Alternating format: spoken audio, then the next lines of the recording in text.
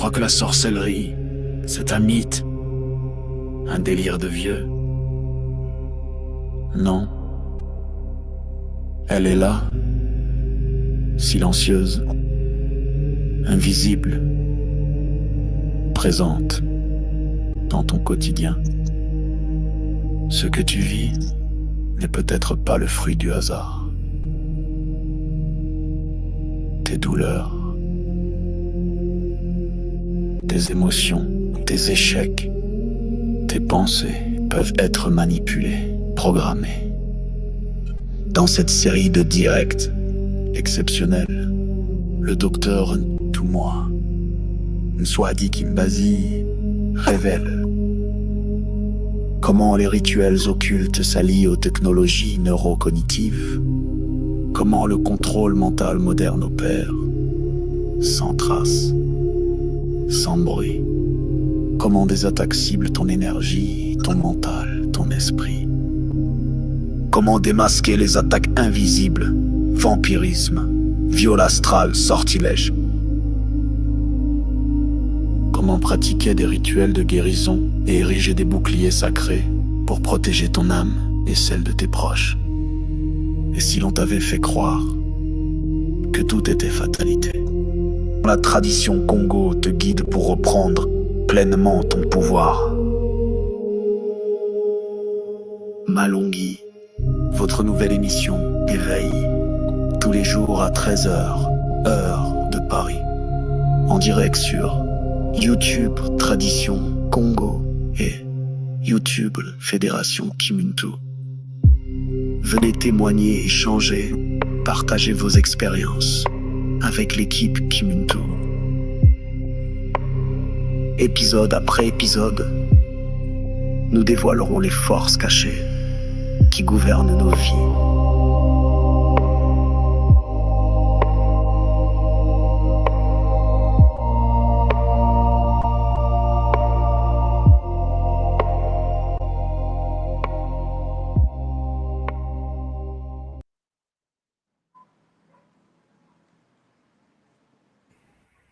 Mbote les Olapangi, mbote à tous, bienvenue sur notre capsule, la suite de notre série. Bienvenue encore. Mbote à toi, Maman Maud. Mbote Maman Simo, mbote les Olapangi, j'espère que vous allez tous bien. Matondo pour ta présence ici aujourd'hui. Matondo d'avoir de modérer cette émission aujourd'hui avec moi. Avec plaisir. Les Olapangi, nous voilà de nouveau. Aujourd'hui, la suite de la série Le vampirisme émotionnel, la 3e partie. Dans la première partie, nous avons déjà beaucoup appris et hier encore plus avec la dépendance affective et les différentes manipulations. Nous apprenons énormément avec cette série. Nous nous rendons compte que tout ce que nous vivons au quotidien, nous pouvons le pointer du doigt, nous pouvons donner un nom, nous pouvons mettre une qualificatif là. Donc, c'est pas tout ce que nous vivons, c'est pas une fatalité. Donc, nous apprenons à comprendre que ce qui nous arrive, nous pouvons le comprendre, nous pouvons reprendre le contrôle. Qu'est-ce que tu en dis, maman? Qu'est-ce que toi, tu as compris de cette série? Bien, maman, effectivement, de ce que j'ai suivi un petit peu dans les enseignements de Ntumwa, et selon la tradition, c'est que, effectivement, on est tous exposés, je dirais, on est tous exposés tous les jours que tu as fait, on est tous exposés, en fait, à des entités. Donc, tous les matins, quand on sort de chez soi, une fois qu'on est dans les transports en commun ou que l'on aille, on est tous exposés à des attaques. Donc, d'où l'essentiel, c'est de se protéger avant tout. de mettre ses boucliers avant de sortir de la maison, si possible. Faites-le sur vos enfants également, surtout les enfants en bas âge, parce que personne n'est à l'abri de ça. Et on serait bien étonné que c'est même dans les familles, les personnes les plus proches, je dirais, sont à même parfois de vous faire du mal, mais sans le savoir eux-mêmes. Donc on doit vraiment être très vigilant là-dessus. Ah oui, maman, comme tu le dis, c'est souvent beaucoup plus proche qu'on ne le croit. Oui. Donc, aujourd'hui, sans le tarder, vraiment, au nom de la source divine unique, nous allons inviter tout moi pour la suite de cette capsule, de ce programme. Aujourd'hui, c'est la 3e partie. Mbote à toi, tout moi. Matondo, de nous honorer de ta présence et de nous nourrir de cet enseignement. Mbote Ngassimo, Mbote Maman Maud, hein. C'est vraiment un bonheur d'être là avec vous. J'espère que vous portez bien, hein. Je vous vois en forme là. Et À puis, merveille. Mbote à tous les Mpangi, partout où vous êtes sur cette planète. Mbote à tous les Mpangi qui vont écouter en différé ce Kabbalah multidimensionnel. Et Mbote aussi à nos Mpangi, les Nga partout, qui saluent magnifique pour l'éveil de niveau de conscience. Chers Mpangi, nous sommes toujours en marche. Hein, Maman Maud, on est toujours en marche. Absolument. On avance au fur et à mesure, on pose le pas après pas, petit à petit, on participe à la renaissance de cette magnifique tradition qui nous enseigne que je suis parce que nous sommes. Notre existence est sur une planète et cette planète est remplie d'autres personnes, mais nous sommes tous et toutes interconnectés. Oui, effectivement, l'interconnexion est magnifique, mais dans cette masse, dans cette population planétaire, il n'y a pas que des vibrations positives, il y a aussi des vibrations toxiques, des liens, des relations toxiques. Et donc, le but du monde, de l'être humain, est d'être conscient qu'il est connecté à son milieu, mais le milieu peut être positif, équilibré, énergétique, vibrationnel.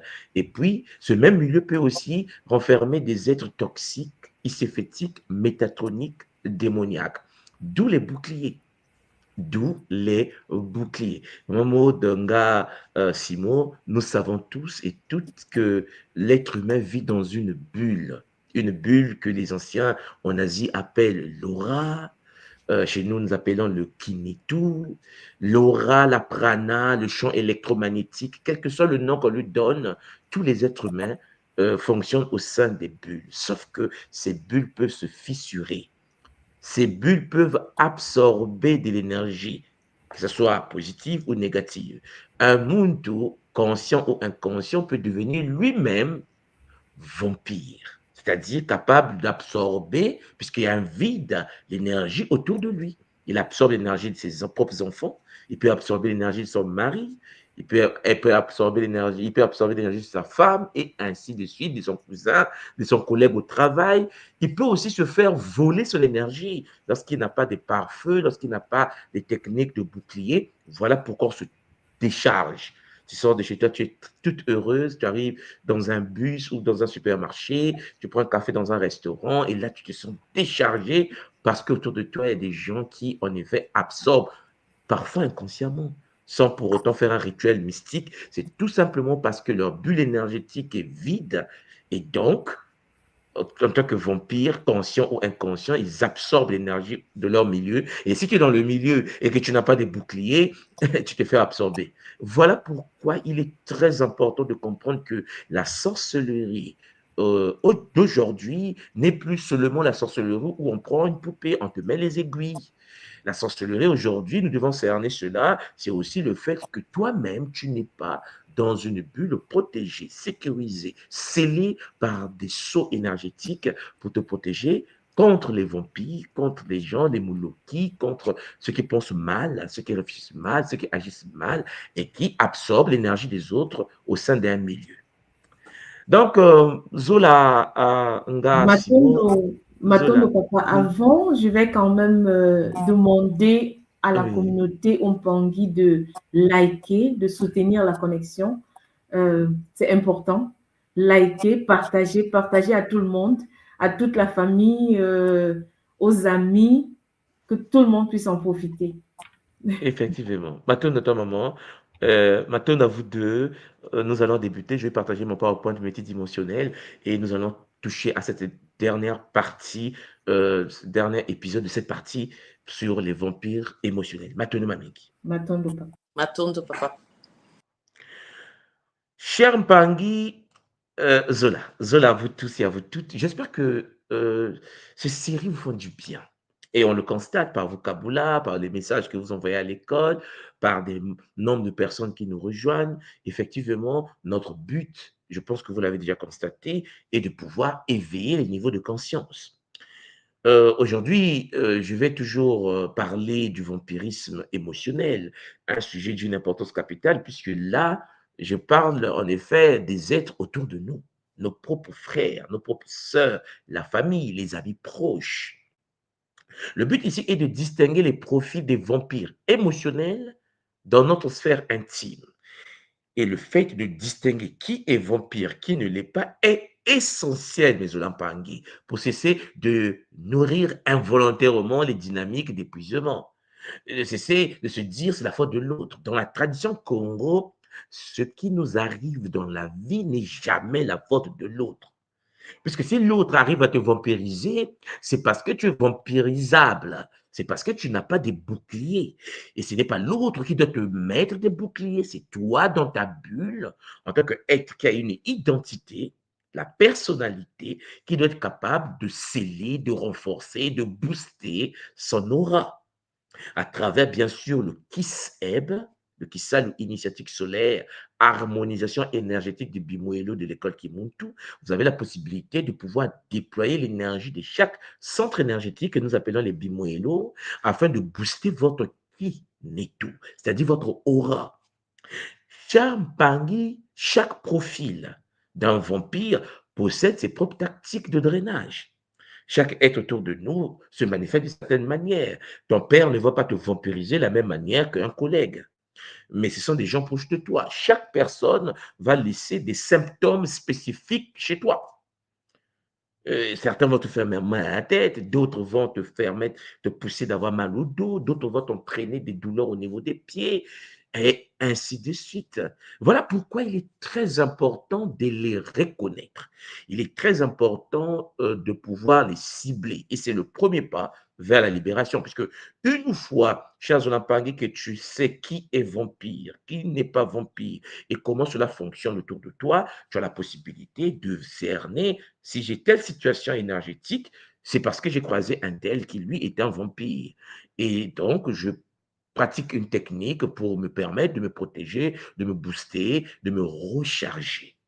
Et pour se recharger, chers Olampangui, il existe des technologies, il existe des techniques traditionnelles, spirituelles, capables de te permettre de te sécuriser dans ta bulle énergétique dans laquelle tu vis.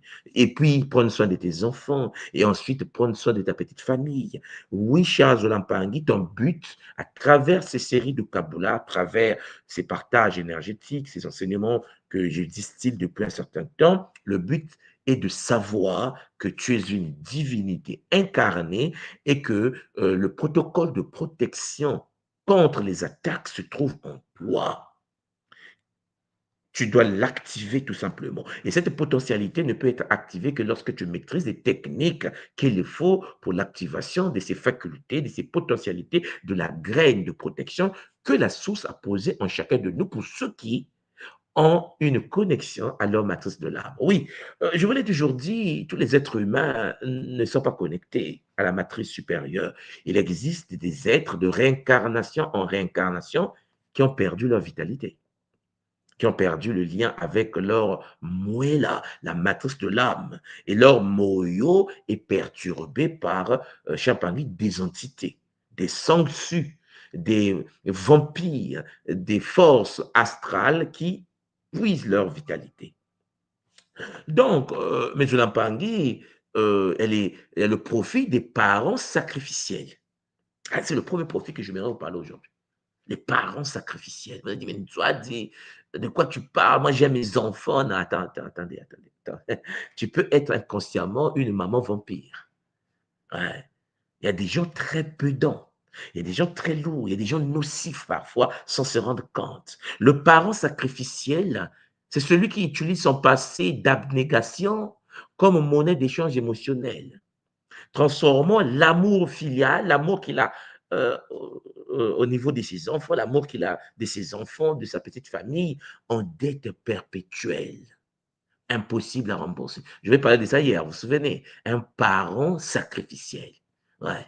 C'est une tactique récurrente. Vous allez constater que les plaintes de santé ou de solitude stratégique que m'ont placé, les rappels constants des sacrifices consentis. Je suis ta mère. J'ai tout fait pour toi. Tu ne sais pas pourquoi, comment j'ai souffert. Tu es un enfant ingrat. Vraiment.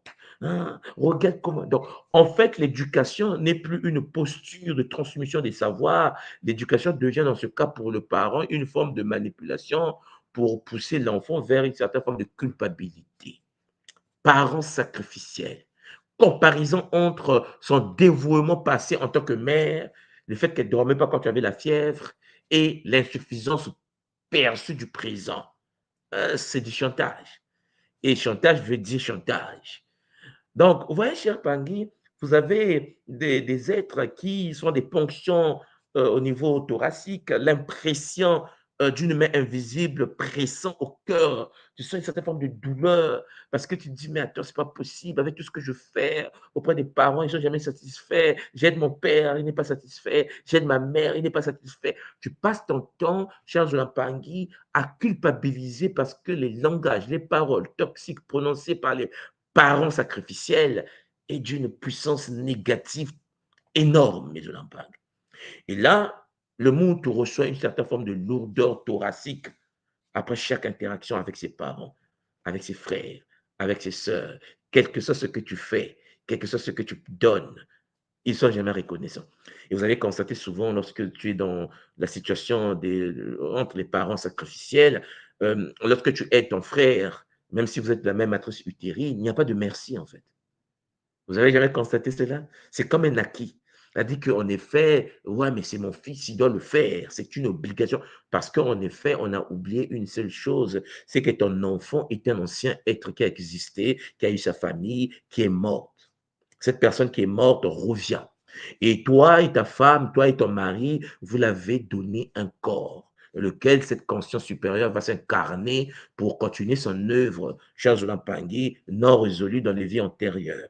Donc, Muntu revient pour structurer sa dette, pour vivre une vie stratégique dans le game, au sein de la matrice déchue, afin de résoudre les problèmes non résolus du passé. On ne revient pas par hasard. Vous savez que nous revenons par affinité. Mais les parents qui t'attendent, parfois ne sont pas initiés pour savoir que celui qui revient parfois, c'est le grand prêtre de Karnak. Celui qui revient, c'est la grande prêtresse de la déesse Hathor. Celui qui revient, c'est le grand prêtre Charles Olampangui de Ouida au Bénin.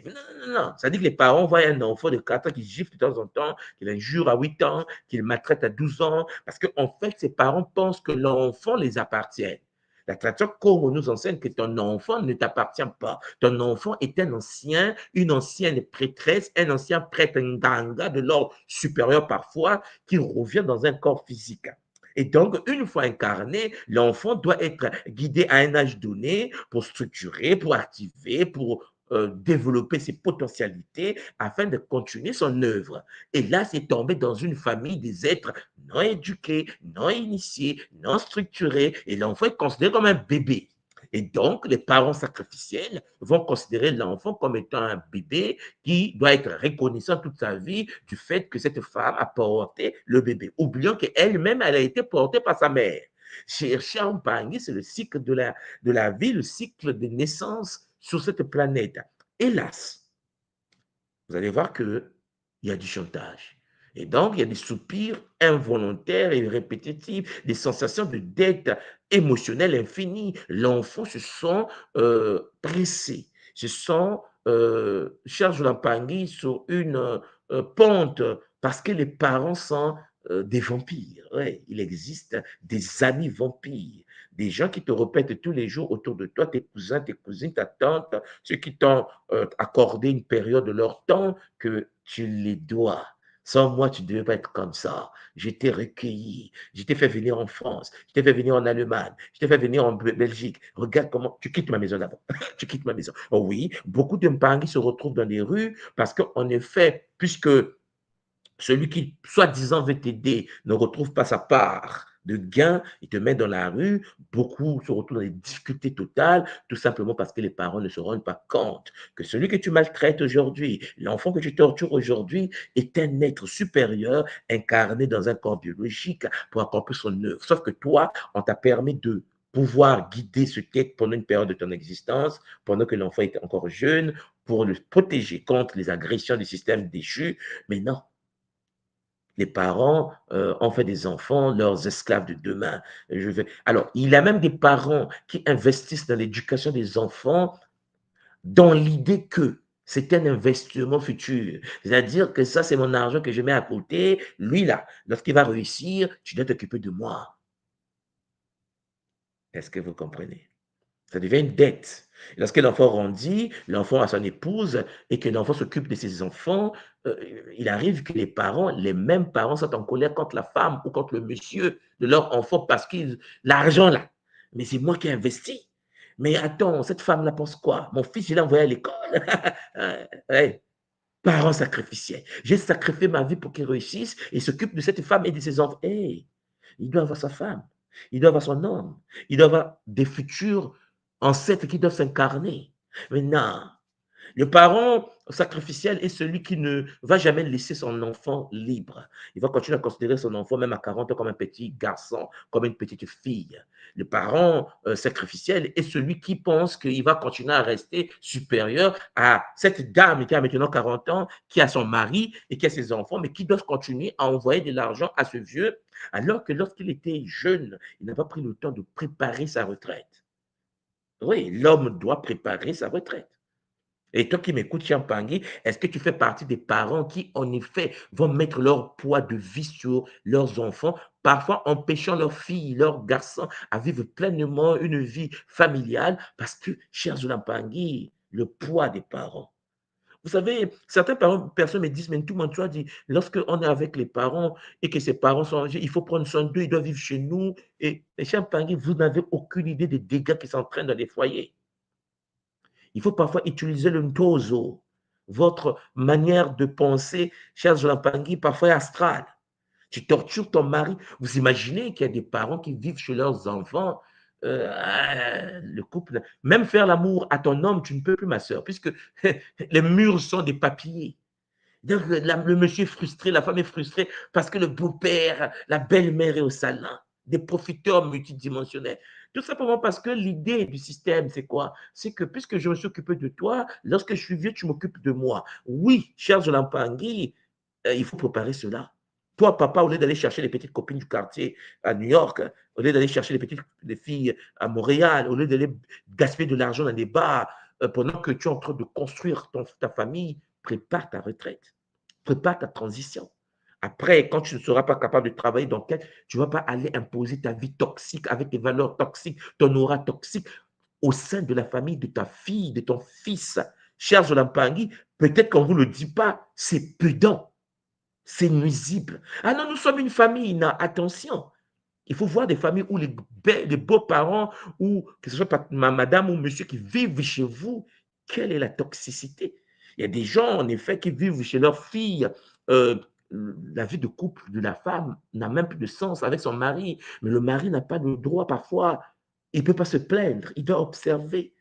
Les parents sacrificiels ne se rendent pas compte que l'enfant doit également construire son foyer avec son homme ou avec sa femme et éduquer leurs petits-enfants.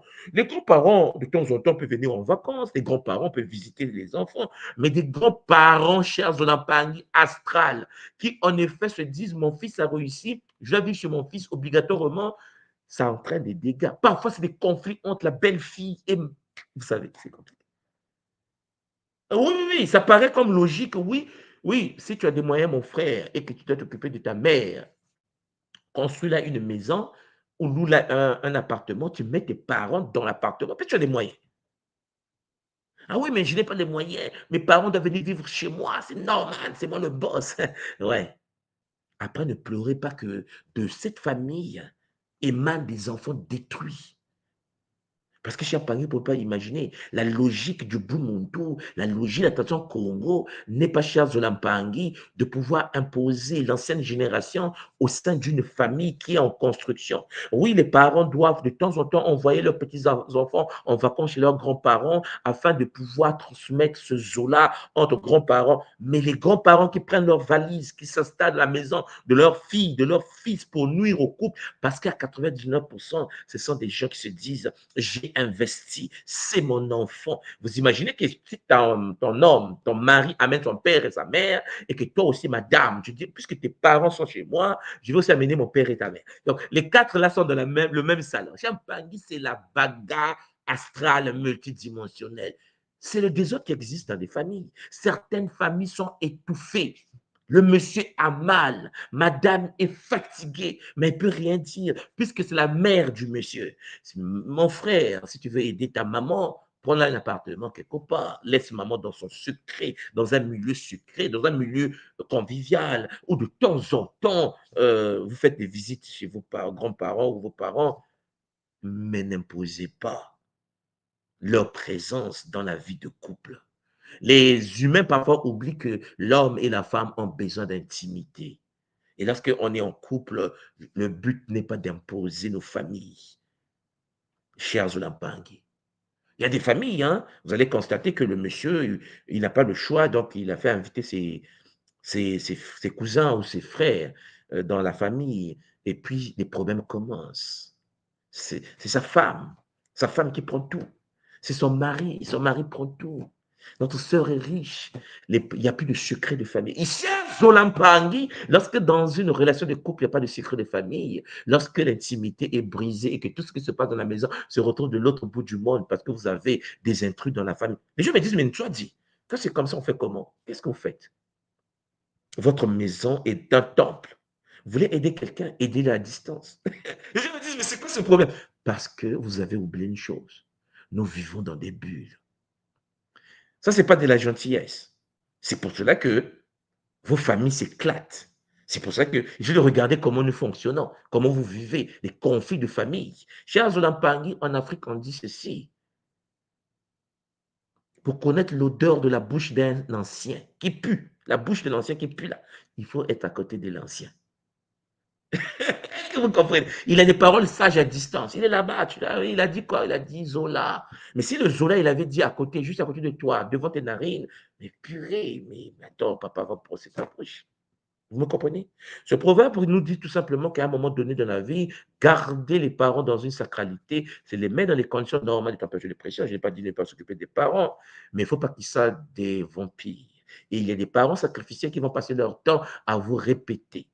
L'incapacité à ressentir la joie, l'incapacité à ressentir la légèreté en présence de ces parents-là. Tu es là, tu es frustré parce qu'ils te manipulent. Parce que si Mpangé, tu n'as plus de vie. Je répète tout simplement, chers Mpangé, que du vivant d'une personne, écoutez-moi bien, Mpangé, le monde, le bacala, l'ankento, l'homme, la femme a pour fonction de préparer l'après. Si tu ne comprends pas que ta vie, chers Zolampang, est de préparer ton après à toi, oui, tes enfants vont t'apporter de l'aide, oui, tes enfants vont t'accompagner, mais ta vie, une fois que tu rentres dans cette phase de chute libre sans vitesse initiale vers la tombe, tu ne dois pas nuire à la vie de tes enfants ni de tes petits-enfants parce que tu n'as pas préparé toi-même de ton vivant la transition. Quand je vous dis que tu es fondé sur les Makoko Matatu, il faut bien comprendre ça comme Pandu Nzinga. Et si tu es distrait, cher Zolampangui, tu vas te retrouver vieux, abandonné, malheureux. Et tu deviens haineux. Ah, j'ai mis des enfants au monde. Ils ne m'aident pas. Mais les enfants ont des charges que tu ne peux pas parfois comprendre. Les propres enfants sont en déficit bancaire. Ils doivent la banque. Ils sont dans les problèmes qui ne te disent pas. Mais le problème, c'est que tu es tellement égocentrique que tu penses que les problèmes, ils doivent laisser leurs problèmes de vie parce que tu n'as aucune idée de ce que vit ton fils, mon père, mon frère, papa. Tu n'as aucune idée de ce que vit ta fille. Mais puisque Chiampangui, c'était un parent sacrificiel, il va passer son temps à se plaindre. Il va vouloir que son fils puisse s'occuper de lui, alors que son fils a déjà 5 enfants, 6 enfants, qui sont dans les écoles, des universités, des lycées, qu'il faut payer. Non, mais l'humain s'en fout. Quand tes parents sacrificiels, c'est d'abord sa tête. Ah, mais moi, j'avais investi. Ouais, mais pourquoi tu n'as pas préparé la transition? Mais non, mais je t'ai éduqué. Charles Zolampangi, si tu ne comprends pas ça, tu deviens papa méchant, une maman méchante, parce que tu vas perdre tes forces. Tous les êtres humains, nous tous, sans exception aucune, à un âge donné, nous perdons nos forces, nous perdons nos facultés, nous perdons nos capacités. Est-ce que tu l'as préparé? Est-ce que tu es en train de préparer cela? Ou bien tu attends que tu deviens le sorcier de demain? Oui, il arrive que celui qui était gentil toute ta vie, vers la fin, quand tu es seul, abandonné dans une chambre, la colère commence. Mais cet enfant-là, j'ai tout donné, mais comment il peut... Comment ça, papa, maman? Prépare la transition. Prépare ta retraite. Ton fils n'est pas là à subir ta vie. Je ne sais pas comment lui, il va subir sa vie déjà. Donc, vous voyez que les parents sacrificiels, il faut les localiser très tôt et dire à vos parents, à vos pères et à vos mères que la tradition, comme on te dit, papa, est-ce que tu as déjà préparé ta transition? Quand tu vas être en... Oui, mais tu es là. Et si je meurs? Et il peut arriver que ton enfant meurt. Il peut arriver que tu n'as plus d'enfants parce que accident de voiture, tes enfants sont partis. Qui va s'occuper de toi? Après, tu vas dire, oui, mais bon, j'avais des enfants, ils sont morts, donc je suis abandonné, je ne sais pas quoi faire. Mais tu n'es pas venu sur la terre pour compter sur tes propres enfants seulement. Tu es venu pour accomplir ton œuvre. Pendant que vous avez de l'énergie, chers Zulampangé, vous devez accomplir l'œuvre. Vous devez vous dire qu'à un âge donné, vous ne pouvez plus louer. Vous devez être chez vous, dans votre propre maison. Résolution des problèmes. Vous devez avoir de l'épargne supérieure, de sorte que Champagne, jusqu'à 100 ans, vous vivez sans travailler. Vous avez cette possibilité d'avoir de l'assurance. Parce que vous savez que si quelque chose m'arrive, j'ai déjà assuré mon existence. Vous devez être un parent prévoyant futuriste sans pour autant construire sa vie parce qu'il a des enfants. Oui, Champagne, il y a des parents toxiques qui mettent leur poids sur la vie de leurs enfants. Je ne vous dis pas que les enfants ne doivent pas s'occuper de leurs parents lorsqu'ils en ont envie, mais Champagne, vous ne pouvez pas imaginer le poids. Parfois, l'enfant est dans des vrais problèmes de son existence. Il fait des burn-out. Quand il a un problème de santé, et là, tu dis, ah, mon fils a fait un burn-out. Qu'est-ce qui s'est passé? Mais c'est la pression parfois des parents toxiques. Nous avons également chez Champagne des amis. Des amis. Ce que j'appelle les oreilles poubelles. Oreilles poubelles. Ouais, des amis. Des oreilles. Ouais, l'image là, j'ai aimé ça. Les oreilles poubelles. Voilà. Ça veut dire l'ami qui déverse constamment ses problèmes sans jamais appliquer vos conseils. Vous avez jamais constaté un ami qui vient vous voir et vous lui donnez des conseils, des vrais conseils. Ma soeur, mon frère, mon ami, fais ça, fais ça, fais ça, fais ça. Il ne pratique jamais tes conseils. Jamais. Mais il vient toujours se plaindre et qui vous appelle systématiquement quand ça va mal. L'ami oreille poubelle, un ami toxique, astral, iséfétique, métatronique, démoniaque. Je ne sais pas quel nom on va donner à ces amis-là, mais ce sont des escrocs VIP, des amis toxiques. Si vous avez autour de vous des amis qui se plaignent, et qui, chaque fois qu'ils ont un problème dans leur relation de couple, dans leur famille, dans leur vie entrepreneuriale, dans leur vie, ils viennent vers vous déverser. Ma soeur, tu sais ce qui s'est passé aujourd'hui? Et toi, puisque aussi tu es devenu vampire, parce qu'il y a des gens comme ça, les gens qui aiment écouter les autres en tant que des vampires, ils absorbent les bêtises des autres, ça leur fait du bien d'écouter les malheurs de certaines personnes. Ouais, il y a des gens comme ça. Toi, tu penses que tu viens déverser tes choses pour qu'ils t'aident. Lis les compteurs parce que bien fait pour ta tête. Il y a des gens comme ça. Et au fond de sa graine astrale, il dit bien fait pour toi. Mais tu ne le dis pas. Il a dit ça. Mais ton mari là aussi. Hein, oh. Il est content parce que parfois ton ami est célibataire. Il est parfois étonnant de constater qu'il est célibataire. Les femmes mariées, les hommes mariés ont des amis célibataires. Cette équation, je n'ai jamais compris. C'est-à-dire qu'en effet, la tradition Congo nous enseigne que les célibataires doivent rester entre les célibataires. Les mariés n'ont pas d'amis célibataires. Mais hélas, vous allez constater souvent que la femme mariée a sa copine célibataire. Et mon frère, quand ta femme a une copine célibataire, tu es en danger de mort. Ma soeur, quand ton mari a des amis célibataires, votre couple, on va en parler. Vous comprenez? Chute libre sans vitesse initiale. Et cette relation entre l'ami toxique qui vient déverser ses bêtises est fondée sur un échange à sens unique où vous devenez le réceptacle des émotions négatives sans jamais être nourri en retour par des interactions positives. Et donc, vous allez voir qu'il y a une certaine forme de tactique constante. Appel au moment de faiblesse, fin de journée, il rentre du boulot, la sœur ou le frère est décomposé, il prend son téléphone, il t'appelle et ça parle, et ça parle. C'est-à-dire qu'il doit parler. C'est devenu comme son psychologue. Et puis, monopolisation de la conversation sans réciprocité. Il te balance ses bêtises de la journée, ses problèmes, chers Olampang. Et toi, tu écoutes. Le pauvre de toi. Parfois, toi qui écoutes, ton mari t'attend. Ton mari dit, mais oh, chérie, on va manger. Je suis au téléphone avec Henriette. Henriette a appelé. Quand Henriette appelle le frère, et déjà dessus dit, ah, elle va être au téléphone avec Henriette. Le pauvre. Si tu dis que non, mais ta copine, ah oui, mais hey, c'est pas ton problème, tu veux me séparer de ma copine. Relation à 3, non à 4. Il y a le mari, le pauvre, parfois, qui se retrouve dans une situation où il y a une femme, champagne, vampire, qui aime écouter les bêtises des autres, oui, pour ressentir le plaisir de son existence, pour comparer sa vie et la vie des autres. Donc, venez me dire ce que vous vivez. Il y a des femmes comme ça, des hommes comme ça. Et le téléphone, troisième entité, où il ou elle, cette personne, cette femme, passe son temps à scroller sur le téléphone, à chercher quelle copine a quel problème. Ma copine, tu as vu? Ouais. Donc, couple à 3, déjà. Et couple à 4, c'est l'entité extérieure. La copine de l'autre côté qui t'appelle, s'il est loin, mais s'il vit juste dans le quartier, c'est encore mal barré. À 7 h du matin, oui, tu es déjà chez toi. À 20 h, toujours avec ta copine, ça tchatche, ça blague, ça parle. Le pauvre monsieur ou la pauvre femme est assise en train d'attendre son mari parce que le mari est au téléphone avec son ami en train de parler de ce que le patron a fait parce qu'en effet, sans médisance, champagne, l'oreille poubelle, l'ami poubelle ne peut pas en fait vivre. Il doit déverser son venin parce que ses problèmes, champagne, il faut le mettre dans le corps de quelqu'un d'autre. Il va appeler son ami pour raconter des bêtises. Et oui, champagne, nous sommes dans cette réalité-là. Le recyclage des moments de mêmes problèmes déjà conseillés. Oui, oui, c'est vrai, Ntouadintou, mais tu me l'avais déjà dit, tu m'avais déjà conseillé dessus. Je dis, mais attends, le problème que tu me soumets, on en a déjà parlé. Oui, mais bon, mais pourquoi tu ne pratiques pas, pourquoi tu ne appliques pas les conseils qu'on te donne? Vous allez voir que lorsque quelqu'un est un vampire, il va vous soumettre à chaque fois le même problème, tu donnes des conseils, il ne va jamais appliquer cela. Ça ne l'intéresse pas, en fait, ce que tu lui dis. Ce qui est important pour lui, c'est qu'il vient déverser ses émotions. Et puis, dès qu'il n'a plus rien à dire, disparition, quand tout va bien pour eux, il se retire. Tu ne le vois pas. Et quand il t'appelle, c'est pour dire seulement, ah, le mois passé, tu te souviens le problème que je t'avais dit là? Ah, la suite là. Et si celui qui écoute aussi est quelqu'un qui est champagne, n'a pas de vie, parce que c'est ça, en fait. Vous savez ce que je suis en train de vous dire là est une chose que beaucoup de gens n'intègrent pas. Parce que l'être humain se dit qu'il est dans sa vie, il est là pour faire ça, à écouter les bêtises émotionnelles, astrales des amis poubelles, mais ils oublient une chose, c'est que tu n'es pas né pour ça.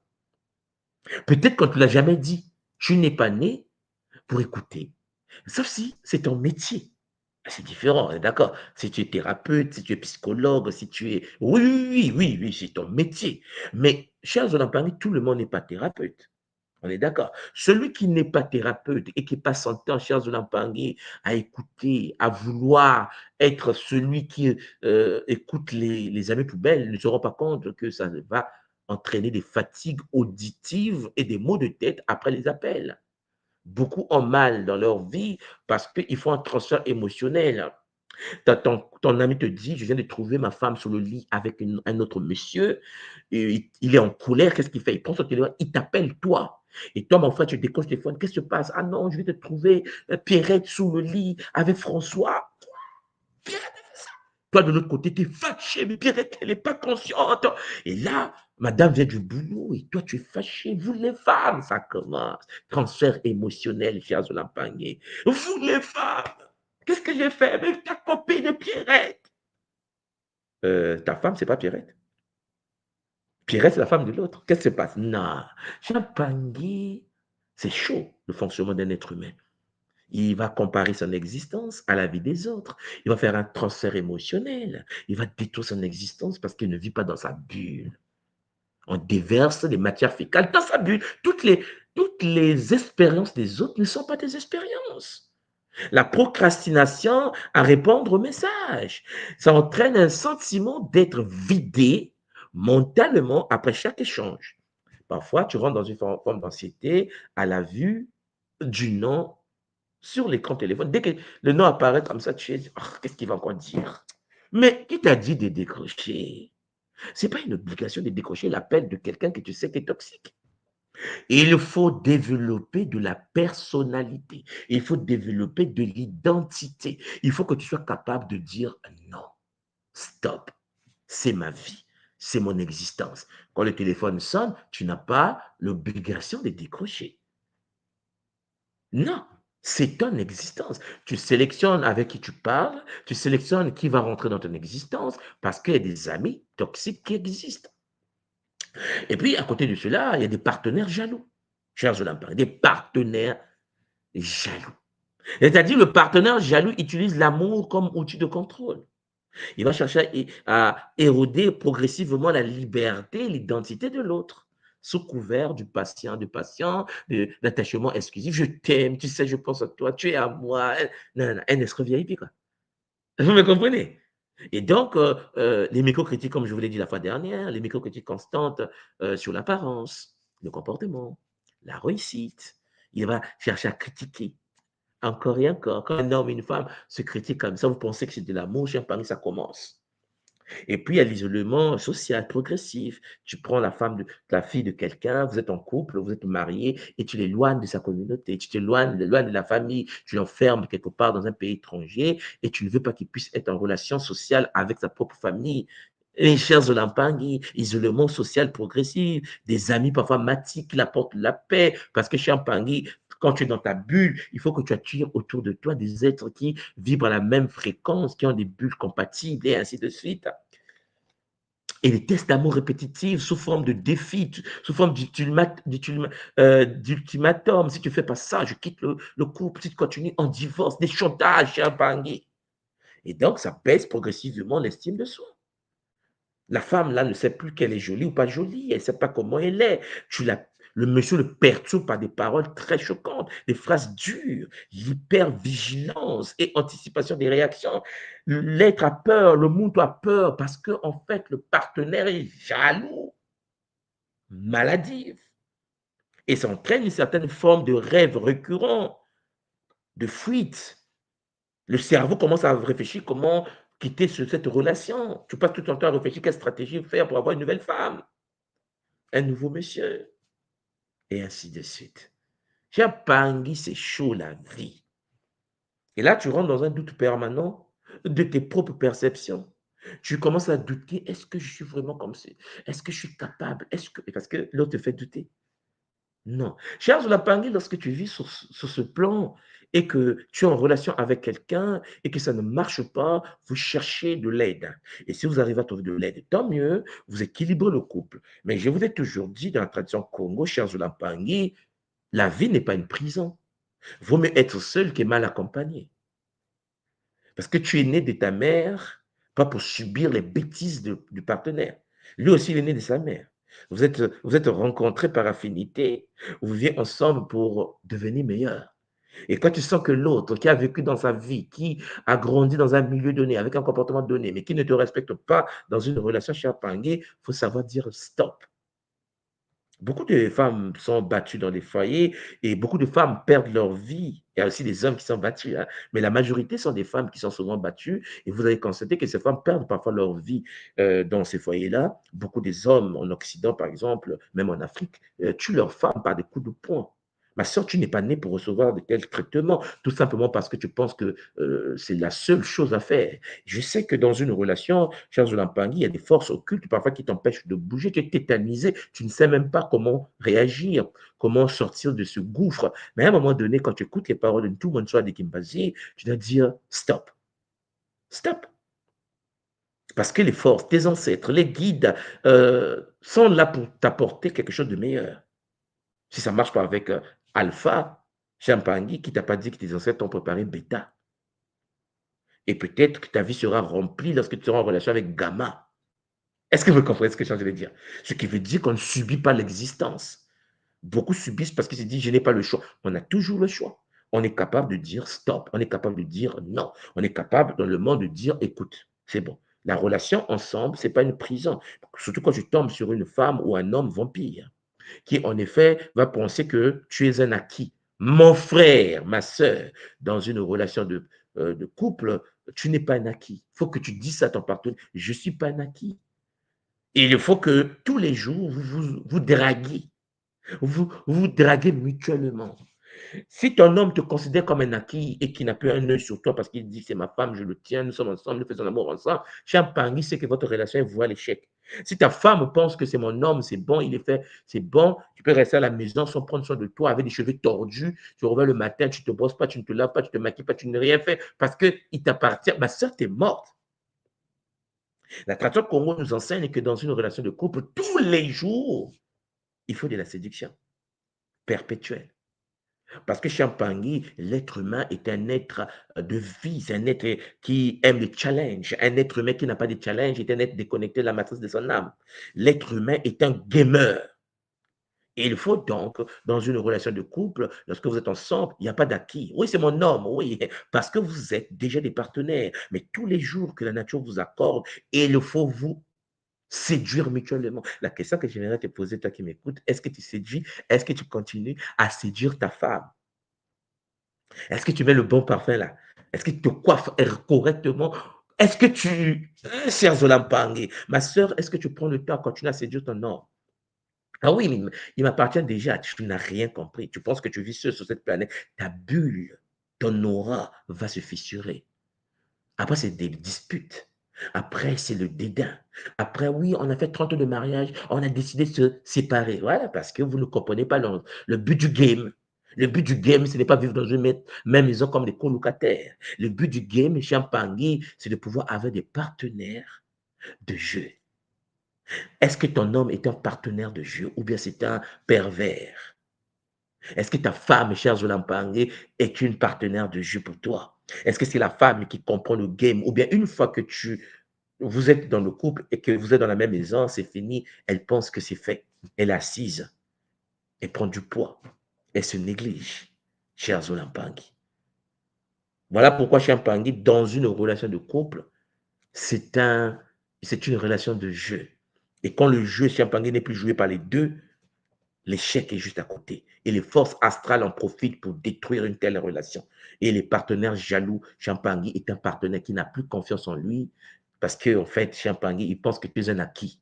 Quand ton mari est jaloux, quand ta femme est jaloux, il faut bien comprendre qu'elle n'a pas confiance en elle. Elle a peur que notre femme puisse voler son mari. Et ma soeur, mais déploie tes ailes. Mon frère, déploie tes ailes.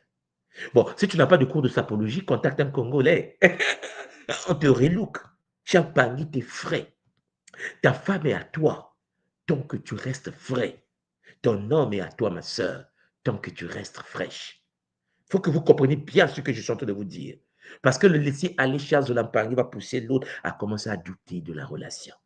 Et quand un partenaire commence à douter de la relation, il n'y a plus de relation.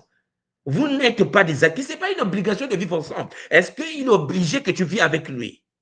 Oui, mais c'est mon mari. Oui, mais ce n'est pas la punition. Il faut de la... Parce que chez un pari, tu sais, quand tu vis avec quelqu'un et que tu te laisses aller et que tu te négliges, parfois l'autre ne voit plus ta beauté. Et quand l'autre ne voit plus ta beauté, cher Zulampari, il pense que tu es un acquis. La maltraitance, c'est tout ça. Il devient jaloux. Il ne veut pas te voir parler avec l'autre. Parce qu'il n'a pas quelque chose à te donner. Quand quelqu'un est jaloux dans une relation, c'est que la personne est vide à l'intérieur. Parce qu'une relation de couple est fondée sur le respect mutuel, mais aussi, Champagny, sur la confiance. Tu as confiance à ta femme. Oui, mais bon, mais si elle me trahit, et alors? Tu penses que si ta femme ou ton homme veut te trahir, tu vas faire quoi? C'est pour cela que il faut la séduire. Il faut que l'homme puisse avoir des yeux que pour toi. Ta femme doit avoir des yeux que pour toi. C'est-à-dire que même quand elle rêve de toi. Mais quand elle commence à rêver de son patron ou de ce nouveau secrétaire, la petite fille de 19 ans qui est arrivée dans l'entreprise, qui s'habille fashion avec un parfum, le diable, ouais, le parfum, le diable. Cher frère, maman à la maison, elle est là, elle sent l'odeur de l'oseille. Le monsieur rentre. Non, je ne me suis pas lavé depuis le matin parce que je nettoyais la maison. Cher Zolampari, je vous l'ai toujours dit, les relations s'effritent. lorsque nous ne maîtrisons pas les codes. Voilà pourquoi les partenaires jaloux ont des impacts nocifs dans une relation de couple. Ce sont des vampires, en fait. Séduis ta femme. Ma soeur, toi qui m'écoutes, séduis ton homme. Ne pense pas que c'est un acquis. Ah oui, mais à 15 ans que nous sommes ensemble, c'est déjà mon homme. Voilà pourquoi les petits de 19 ans tournent autour. Chacun cherche. Chacun veut se caser. Mon frère, il faut faire du sport. Je vous l'ai déjà dit, quel est ton niveau de cardiaque? Ton cardio. Est-ce que tu fais que 15 minutes parce que ton cardio est faible? Ou bien tu es efficace parce que tu soulèves le fer? Donc, parmi ce sujet intéressant, mais il y a aussi les enfants tyrans. Les enfants comment? Tyrans. Ah oui, je ne parle pas que des parents toxiques qui nuisent aux enfants, mais les enfants qui nuisent aux parents. L'enfant tyran utilise l'amour inconditionnel parental, l'amour de papa, l'amour de maman, comme levier pour manipuler et drainer l'énergie de ses proches, transformant le lien familial en prison émotionnelle. Il y a des enfants tyrans. Ça aussi, il faut les corriger correctement. Chers Olampangui, un Pangui de la tradition Kemuntu ne doit pas, Champangui, laisser son fils devenir tyran. C'est une anomalie. Il est né pour que tu le canalises. C'est ton enfant, pas ton chef. Ce profil se développe quand les limites ne sont jamais posées.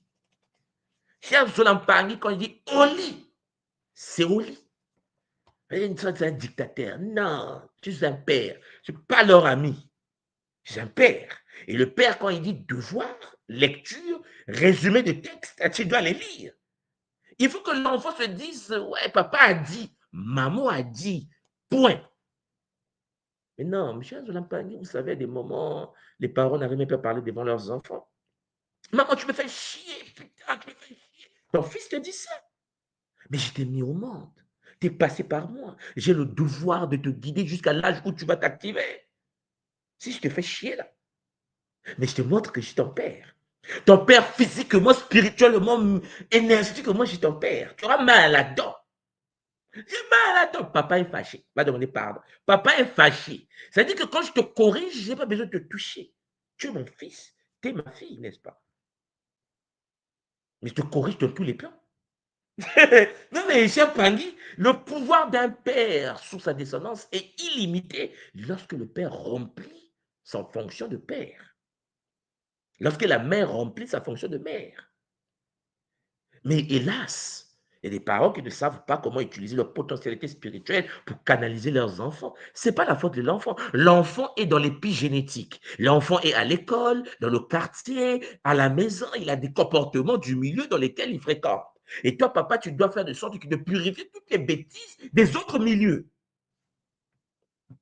Et donc, ce profil-là se développe quand les parents ne mettent pas les limites. Les limites ne sont jamais posées, créant un déséquilibre où l'enfant apprend à obtenir ce qu'il veut par le chantage émotionnel plutôt que par la communication saine. Un enfant tyran est un vampire. Il y a des parents qui passent tout le temps à vouloir canaliser l'enfant. Non, chers Olampangui. Il faut le déprogrammer, le reprogrammer. Il faut un swacking coco totem. Il faut en effet aller activer, nettoyer jusqu'au univers totémique, minéral, végétal, animal de l'enfant. Oui, des crises émotionnelles spectaculaires. L'enfant se fâche, il crie, il roule.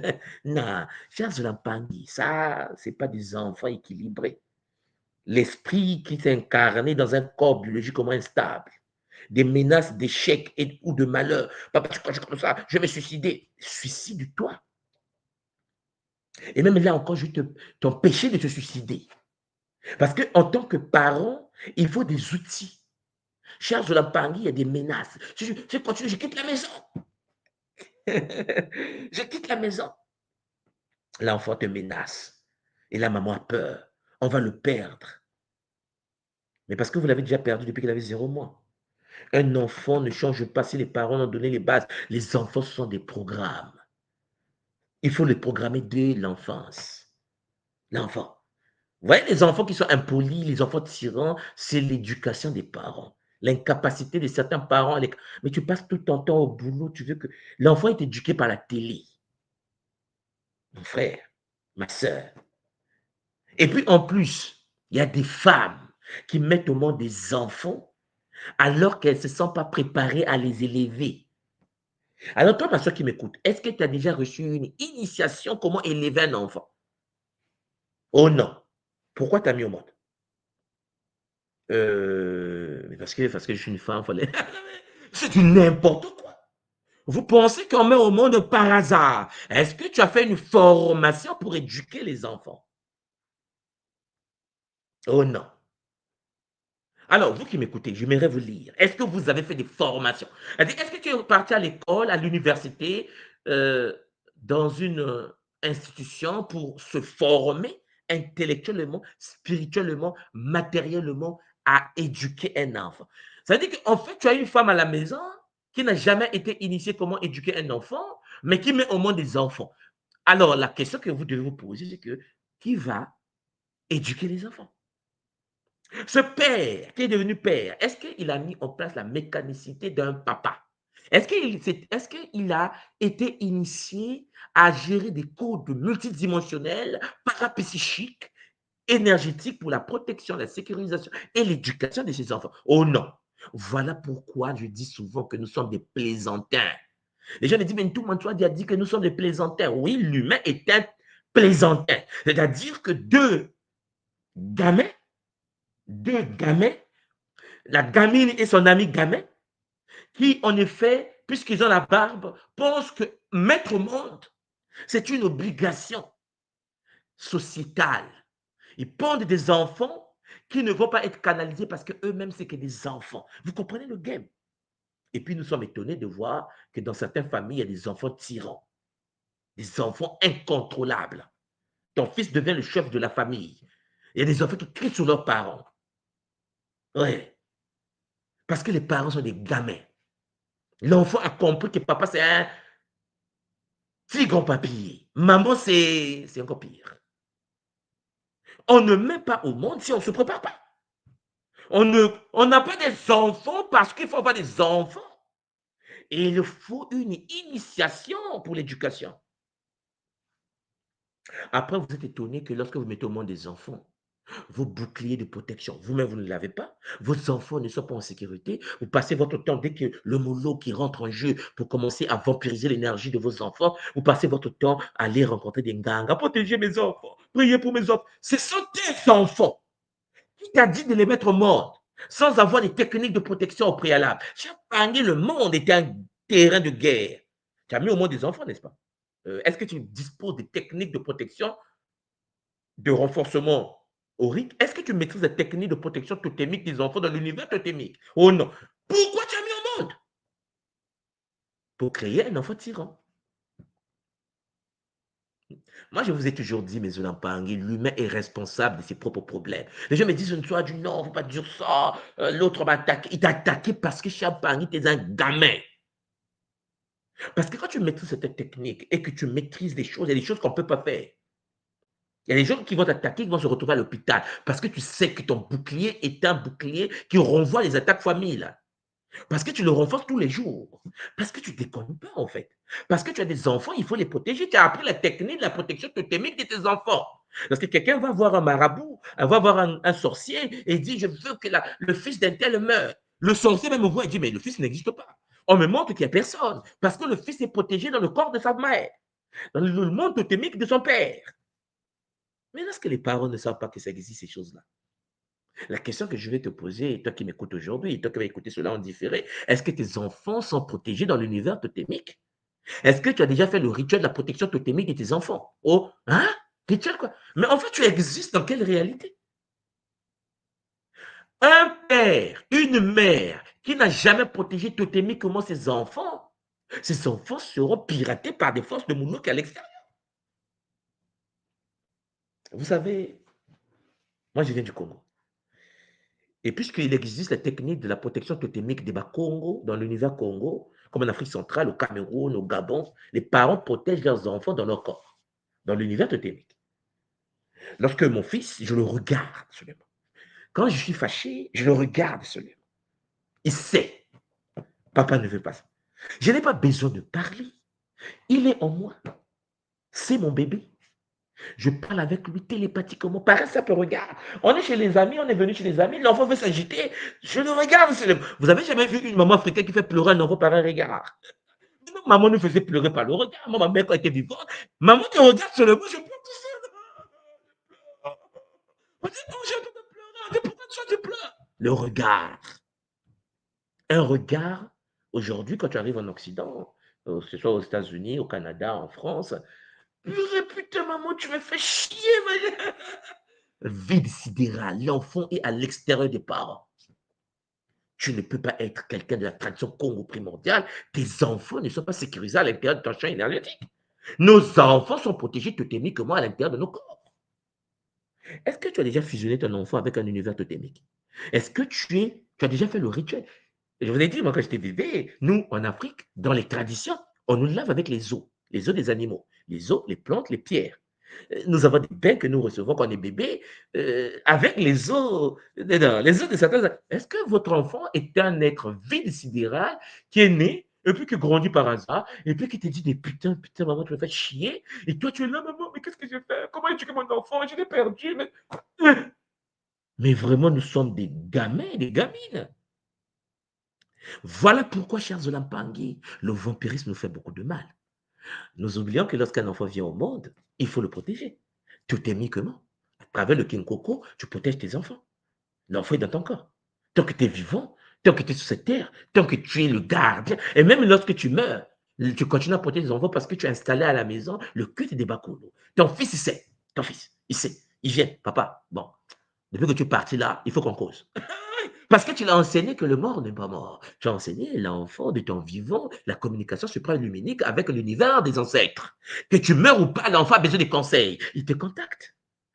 Mais est-ce que vos enfants ont le numéro de téléphone de l'univers ancestral? Est-ce que ton fils sait comment se communiquer avec Mpemba, Kumpemba, l'univers ancestral? Oh non. Mais en fait, l'enfant sait faire quoi? Oh non, il était à l'école pour se scolariser. Il a un master en marketing digital. Et puis, il va au travail, c'est un ami qui le jette le Mwanza, le Mopanzi, le cancer. L'enfant revient à la maison avec une maladie incurable dans la science occidentale. L'enfant meurt. Gâchis. Gâchis. L'enfant est doctorant en physique nucléaire. Il meurt parce que l'autre a dit, bon, puisque tu te la pètes, je vais te montrer. Et là, il prend la poupée, il fait la symbiose, il prend les aiguilles, il pique à ton fils. Ma soeur t'es même pas informée que ton fils est en train de subir une attaque grave des Moloki. Pourquoi? Parce que, mon frère, ma soeur, vous êtes distraits. Vous mettez au monde parce qu'il faut mettre au monde. Vous tombez enceinte par hasard. Vous n'avez pas été préparé pour être des parents. Et les malheurs des nôtres, c'est ça. C'est que beaucoup de gens ne sont pas préparés pour être des parents. Pour être un père, pour être une mère, il y a des initiations à avoir. Je vous l'ai déjà dit, j'étais en Chine. Quand j'étais étudiant, si j'ai mal à la dent, ma mère au Congo m'appelle. Je découvre, maman, qu'est-ce qui se passe? Pourquoi ta dent fait mal? Ah, ma mère était... Oui, il y a beaucoup de mamans qui sont comme ça. Et j'ai dit, maman, il faut que j'apprenne cette technique. J'aurai des enfants un jour. Je dit, mais c'est pour ça qu'il faut que je transmette cette connaissance. Il faut que l'enfant de l'autre bout du monde, quand l'enfant a mal au ventre, toi tu le perds, l'enfant 4 est malade. L'enfant 4. Allô, qu'est-ce qui se passe? Papa, j'ai mal au ventre. Je savais que tu vas péter parce que je me suis dit, il va savoir. C'est comme ça, tu le perds. Le père garde la protection, le bouclier de sa famille. Ce n'est pas une distraction. Et puis, il arrive que les parents fuient les maisons. Il y a beaucoup de nos sœurs qui sont femmes seules au foyer. Mais ma soeur, c'est difficile d'élever les enfants seuls. Vous savez que le but de l'homme et de la femme face aux enfants, c'est le téléchargement, le transfert informationnel. Les programmes des parents doivent être installés dans les enfants. Il faut stabiliser les programmes que vous avez en vous au sein de vos enfants. Mais quand papa n'est pas là, et que papa fuit le game, et que papa est un déserteur de l'éducation familiale, ma soeur va se battre toute seule. Oh, pauvre maman. À nourrir, à protéger.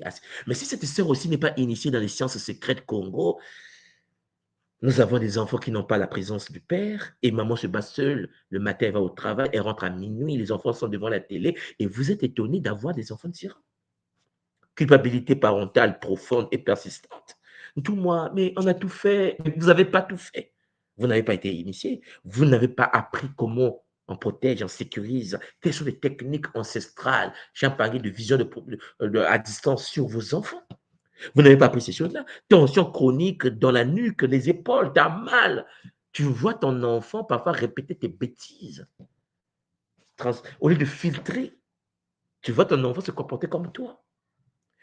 Donc, Champagny, anxiété d'anticipation avant les interactions, épuisement mental après chaque confrontation, l'enfant devient comme un roi à la maison. L'enfant, Charles Lampangui, n'a pas reçu les bons programmes. À côté de cela, Champagny, je vous ai parlé aussi des sauveurs compulsifs hier. Volonté d'intervenir coûte que coûte. Offre d'aide non sollicitée. Création d'un système où l'autre devient dépendant de ses solutions. Lorsque quelqu'un te tient et qui ne veut pas que tu avances et qui veut que tu sois dépendant de lui, Champagny, tu es en danger. Ce sauveur autoproclamé tire son énergie du sentiment de supériorité et du contrôle subtil exercé sur la personne sauvée, tout en paraissant altruiste aux yeux du monde. Je l'ai aidé.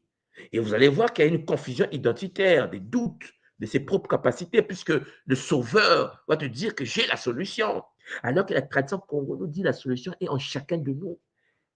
Quand quelqu'un fait de sorte que tu dépends de lui, Charles Olampangui, il te dit que tu n'es pas prêt, tu ne peux pas avancer, laisse-moi te guider, laisse-moi te faire des soins, tu es là enfermé dans cette relation, tu es face à un pervers narcissique.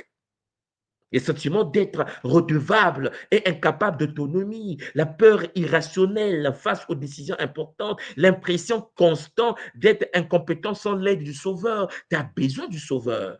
C'est une anomalie. Tu es ton propre sauveur. Le Bumuntu nous enseigne que nous sommes nos propres sauveurs. Nous sommes aussi nos propres bourreaux parce que lorsque tu transfères Champagny ton pouvoir entre les mains de quelqu'un d'autre, c'est que tu penses qu'il connaît mieux ta vie que toi. C'est une anomalie. Quelqu'un peut t'apprendre à pêcher. Quelqu'un peut te donner des outils comme le Kimundu le fait, des techniques, des relations, techniques des 21 jours, des méditations, Gataki, Kinkoko, pour que toi-même, Charles Zolampangi, tu puisses l'utiliser. Donc, il y a des choses que vous devez retenir. 5 indicateurs essentiels. Comment reconnaître concrètement qu'un lien est devenu vampire ou vampirique? Comment tu vas savoir que cette personne est devenue toxique pour moi? Les signaux d'alerte fiables vous guideront. Vous avez premièrement, cher Zolampangi, il faut toujours faire un bilan d'énergie post-interaction. Avant que tu fasses rentrer quelqu'un dans ta vie, tu dois voir comment était ton énergie avant et comment est devenue ton énergie après. C'est quelque chose qu'il faut intégrer. Donc, ton niveau d'énergie de 0 à 10 avant et après un échange. Je dois mesurer une chute de 3 points, je voulais déjà parler de ça, pour voir si tu as perdu l'énergie ou pas. La somatisation ciblée, les douleurs soudaines au plexus solaire, au niveau du 3e chakra, au niveau de la poitrine, parce que le cœur et les émotions. Juste après un message, un appel de la personne concernée, les tensions physiques traduisent le drainage énergétique. Tu sens la douleur au niveau physique. La répétition des scénarios onériques, des rêves récurrents de prison, des chaînes, des sanctions ou des symboles d'attachement qui donnent l'énergie. L'inconscient perçoit le lien toxique avant que le mental conscient puisse recevoir l'information. Il faut donc comprendre qu'à partir de là, il y a des boucles mentales qui rentrent en jeu, c'est-à-dire des pensées tournant sans cesse autour de la personne. Tu fantasmes sur la personne, tu penses à la personne, tu rêves la personne, même leur contexte ou situation qui se passe. Impossibilité de se concentrer sur autre chose que sur cette personne. Oui, cher Zolapangui, il arrive que tu es envoûté par une personne. Tu es en train de te faire vampiriser. Ton énergie est en train de se faire connecter. En regardant une émission, en regardant un film, en regardant un documentaire, celui qui regarde le simple documentaire peut dire « Ah, l'acteur là intéressant » et va chercher à regarder tous les films de l'acteur. Charles Zolampangui, le fait seulement de fantasmer sur un acteur, sur Internet, à la télé, peut t'entraîner vers une connexion avec une force astrale. Ouais. Il y a des moments où tu peux tomber amoureux ou amoureuse de quelqu'un que tu regardes à la télé. C'est pour cela que tu dois te centrer sur toi. C'est pour cela que tu dois te dire que ces outils, c'est pour mon éveil. Tu dois jamais te faire sortir tes émotions à l'extérieur pour rentrer dans la bulle de l'autre pour dire waouh. Non, c'est toi le waouh. C'est toi qui es magnifique, mon frère, ma soeur. Donc, il y a des relations qui entravent à la prospérité. Chaque fois que l'on partage un projet avec cette personne, les projets ne marchent pas. La personne est toxique. Ou bien la personne est là pour te décourager dans tes ambitions, et ainsi de suite. Voilà pourquoi il y a une dynamique psychospirituelle du drainage qui existe. Le mécanisme de vampire émotionnel opère selon un cycle en 3 temps précis, créant une dépendance énergétique. D'abord, l'appât émotionnel. Oui, il va louange excessive. Je l'ai déjà dit, hein, voilà, détresse stimulée, promesses séduisantes pour capter l'attention et susciter une réaction émotionnelle. Après, Chiampangui, il y a le hook biochimique, c'est-à-dire provocation d'une réaction chimique. L'adrénaline, le cortisone, Chiampangui, le dose s'active. Et là, ouverture du champ bioénergétique et fragilisation des défenses. Et aspiration, c'est-à-dire, il rentre dans ton champ, il puise ton énergie. Donc, en fait, le vampire te met d'abord à l'aise.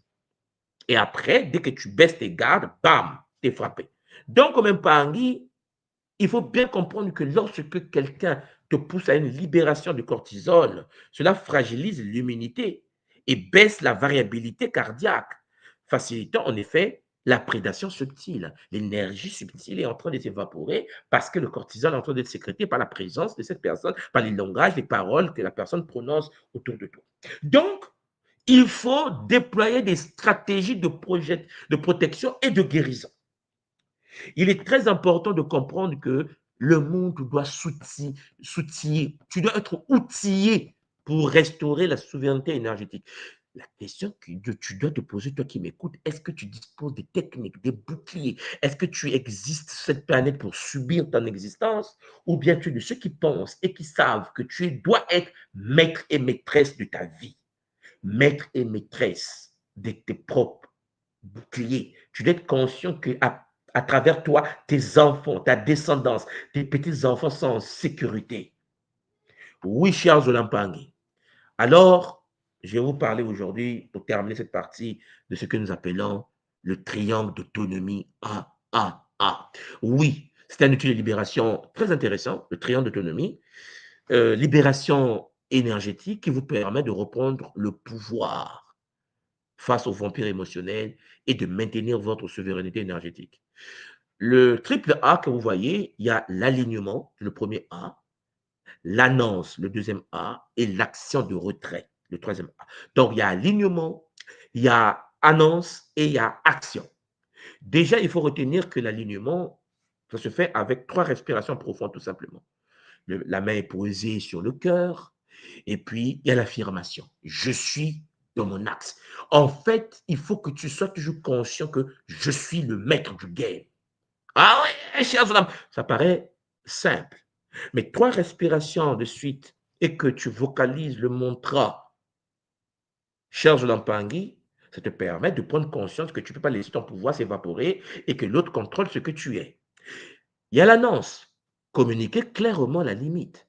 Je peux t'écouter. Je te donne 15 minutes. Pas plus. Tu dois être capable de dire à l'autre devant toi. En fait, demande pas. Ok, attends. Je te donne 5 minutes. Dis-moi ce que tu veux. Oui, je suis le maître de mon temps. Je suis le maître des horloges. Quand je parle avec les gens, quand tu parles avec tes gens, tes frères, tes soeurs, tes parents, chers Pangui, c'est toi qui gères la notion du temps. C'est toi qui gères le game. Papa, je te donne 5 minutes parce que je suis occupé, je dois partir. Parce que, cher Zolampangue, il arrive que l'autre parle, et toi, tu perds la notion du temps. Et là, tu rentres dans des débats inutiles, stériles. Tu ne dois pas perdre la notion du temps. Tu dois rester maître du jeu. Et puis, cher Zolampangue, il y a l'action de retrait. 5 minutes est passé. Ah, ok. Écoute, je vois que c'est intéressant. On peut en parler plus tard, n'est-ce pas? Oui, parce que là, je suis occupé, ok? Il faut savoir dire non.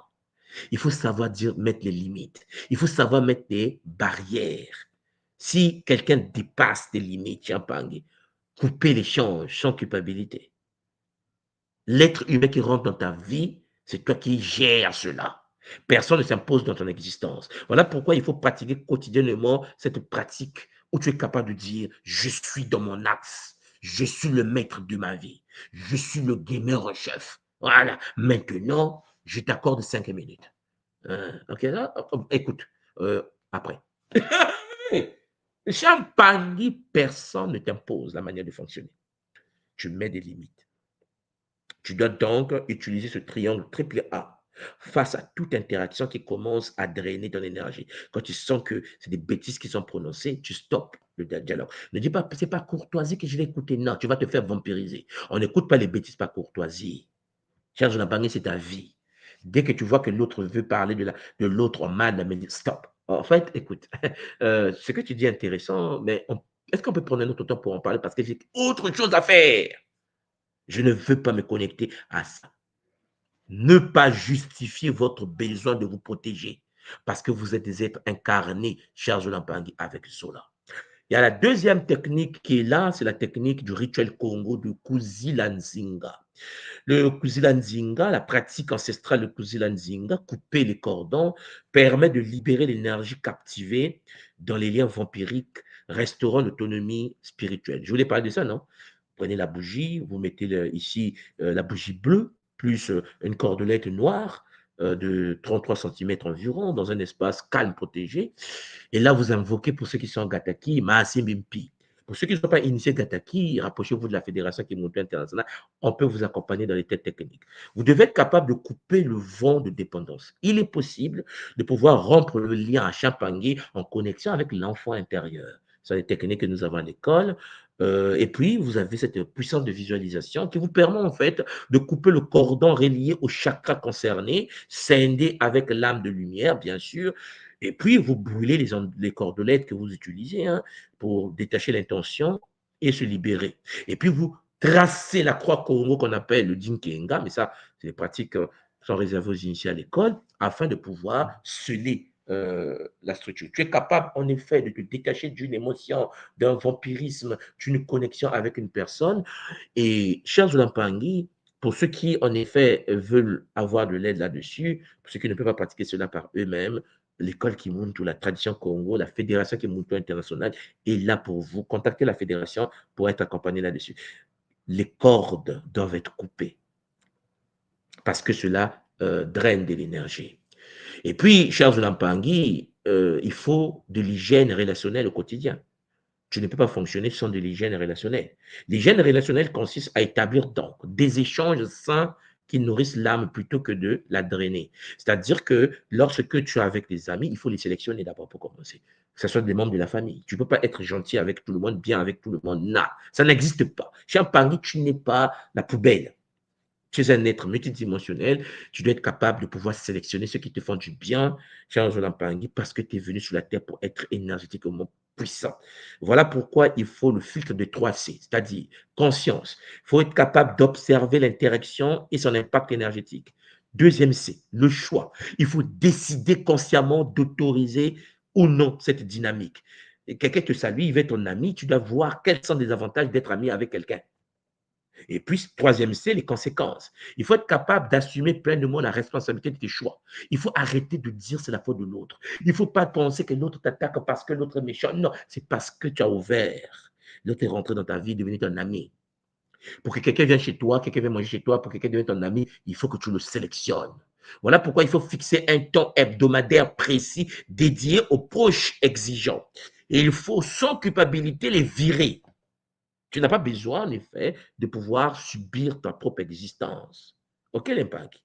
Voilà pourquoi vous devez savoir que quand tu me parles de tes problèmes pendant des heures, je me sens épuisé. J'ai besoin d'équilibre dans nos échanges. Pourrions-nous limiter nos discussions à 30 minutes? Tu me dis ça, un ami. En fait, j'ai constaté que depuis que je parle avec toi, je ne me sens pas bien. Voilà, soit on change de sujet, soit on traite des vrais sujets, mais notre relation, il faut faire qu'on s'arrête là. Ah non, oui, il a dit que je veux plus être mon ami. Ouais, j'ai dit que je veux plus te voir. T'es viré, en fait.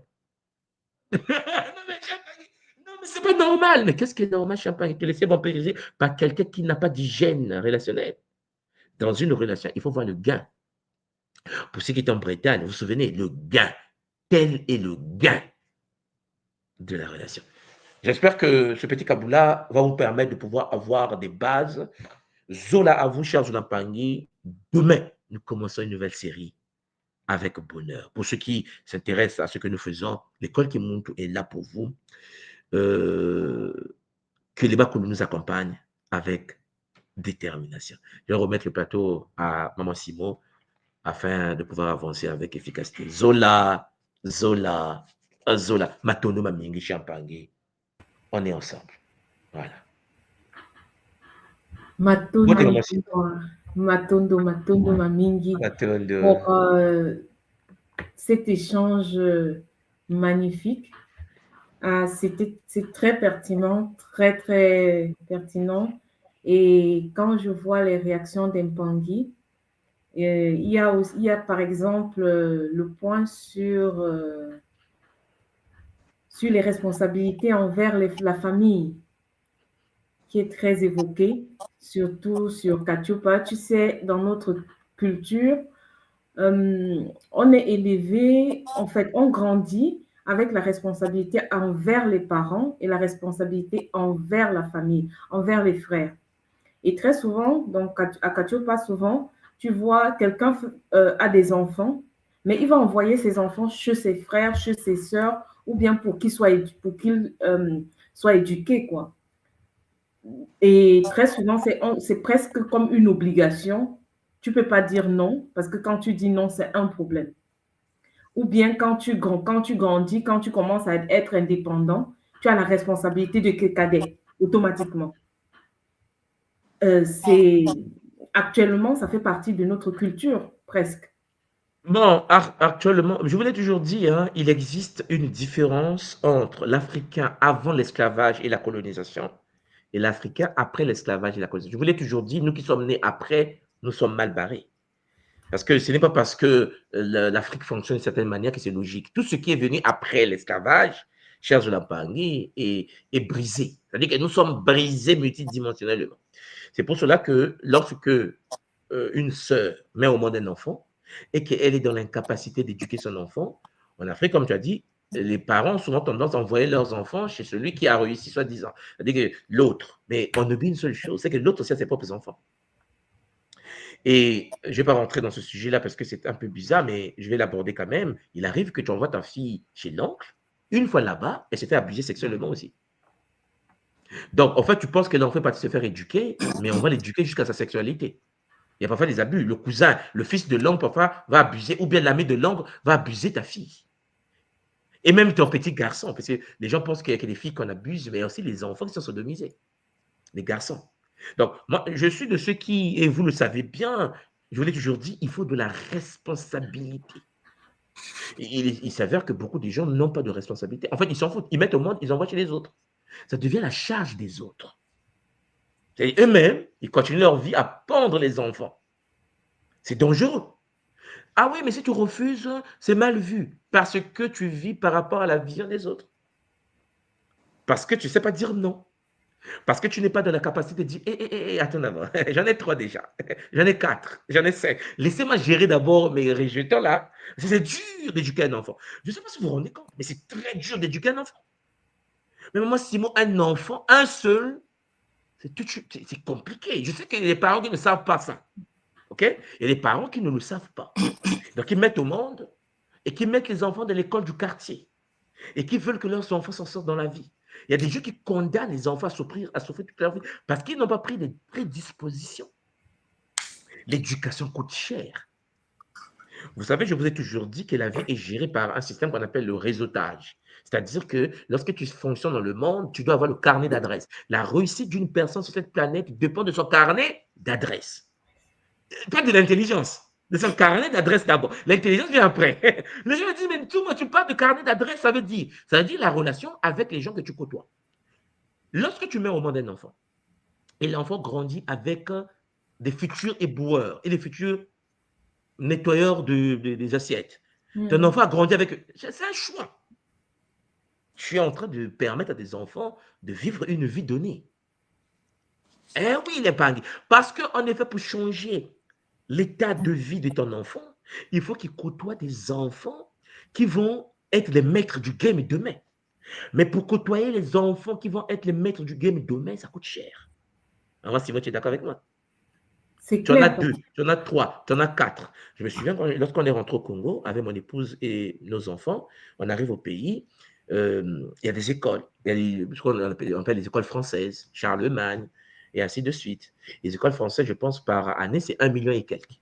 Donc, les parents payent 1 million de francs CFA par enfant pour être dans une école française. On est d'accord?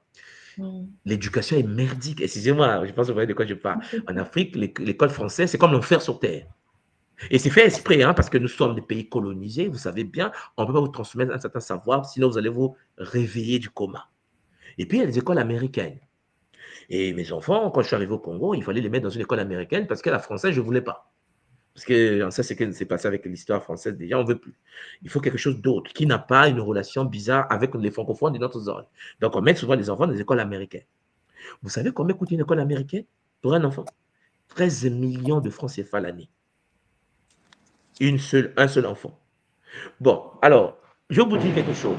Lorsque vous n'êtes pas préparé dans la vie à avoir des enfants, vous n'allez pas accepter de payer 13 millions par enfant dans une école. Tu vas dire, non, mais c'est trop cher. Hein? D'accord. Tu vas les mettre dans l'école compatible à ton niveau financier. Ils vont côtoyer des gens compatibles à ce que tu payes. Leurs amis seront des gens compatibles à ce que tu... Puisqu'en effet, celui qui paye 200 000 francs pour une école privée en Afrique va rencontrer des enfants de 200 000 francs CFA. Comprenez-moi bien. Les gens me disent, mais on fait comment? 13 millions, c'est trop cher. J'ai dit, tu n'as pas préparé l'avènement de tes enfants. Tu as mis au monde parce qu'il fallait mettre au monde. Ou bien il fallait l'envoyer à Maman Simo pour que Maman Simo puisse les gérer par la suite. C'est ça le problème que nous avons. Aujourd'hui, nous avons un problème, c'est que l'éducation des enfants, les élites donnent les enseignements à leurs enfants. Vous savez, je pense qu'il y avait un documentaire, les meilleurs lycées du monde, c'était en Suisse, je pense, lycée d'élite, je ne sais pas quoi, en Suisse, où tous nos présidents du monde mettent les enfants dans un milieu pour qu'ils étudient Ton enfant est en train d'étudier dans un quartier où il n'y a pas d'électricité et tu penses qu'il aura la même chance qu'un enfant qui étudie dans le lycée d'élite, le futur président, Champagny, le futur chancelier allemand. Non, de la vie, il faut savoir ce qu'on veut, en fait. C'est pour cela qu'il y a des gens qui mettent au monde par hasard et il y a des gens qui préparent le game. Vous comprenez? Maman Simo, c'est très important que les gens comprennent ce que je suis en train de dire. Tu ne mets pas au monde pour prendre tes enfants, pour les donner aux autres. C'est une anomalie. Et si vous savez ce que les autres font sur vos enfants, vous ne pouvez pas imaginer. Ne pensez pas que vos enfants sont au paradis. Parce que si ton frère est un maçon et qu'il a certains rituels à faire sur certaines petites filles, et que toi, tu as livré ta petite fille chez lui, il va s'en occuper. Il ne va pas s'inquiéter, en fait, puisqu'il va le faire sur ses propres enfants. Et si, par erreur, il a le gain, et que toi, puisque ton cerveau ne comprend pas que le monde, il y a des ensorceleurs, il y a les Moloki, il y a des envoûtés, il y a des possédés. Tu portes tes enfants, tu envoies chez ton frère.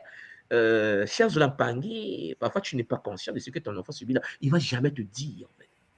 Elle ne va jamais te dire. C'est bien fait. Même s'il te dit, tu te dis, ouais, c'est pas vrai.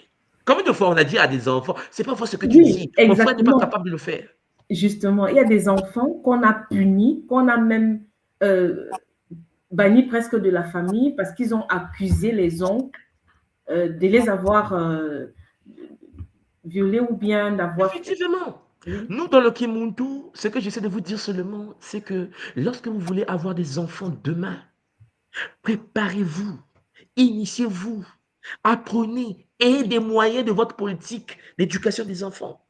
Vous imaginez, j'arrive à Tokyo. Je suis à Tokyo. Et à Tokyo, mes enfants vont aller à l'école. Ils sont dans l'école American School in Japan. Je suis africain. Hein? Moi, je suis né au Congo, dans la forêt. C'est-à-dire que tu prépares un game différent. Quand l'enfant est dans American School in Japan, vous pensez que mes enfants apprennent ce que j'ai appris?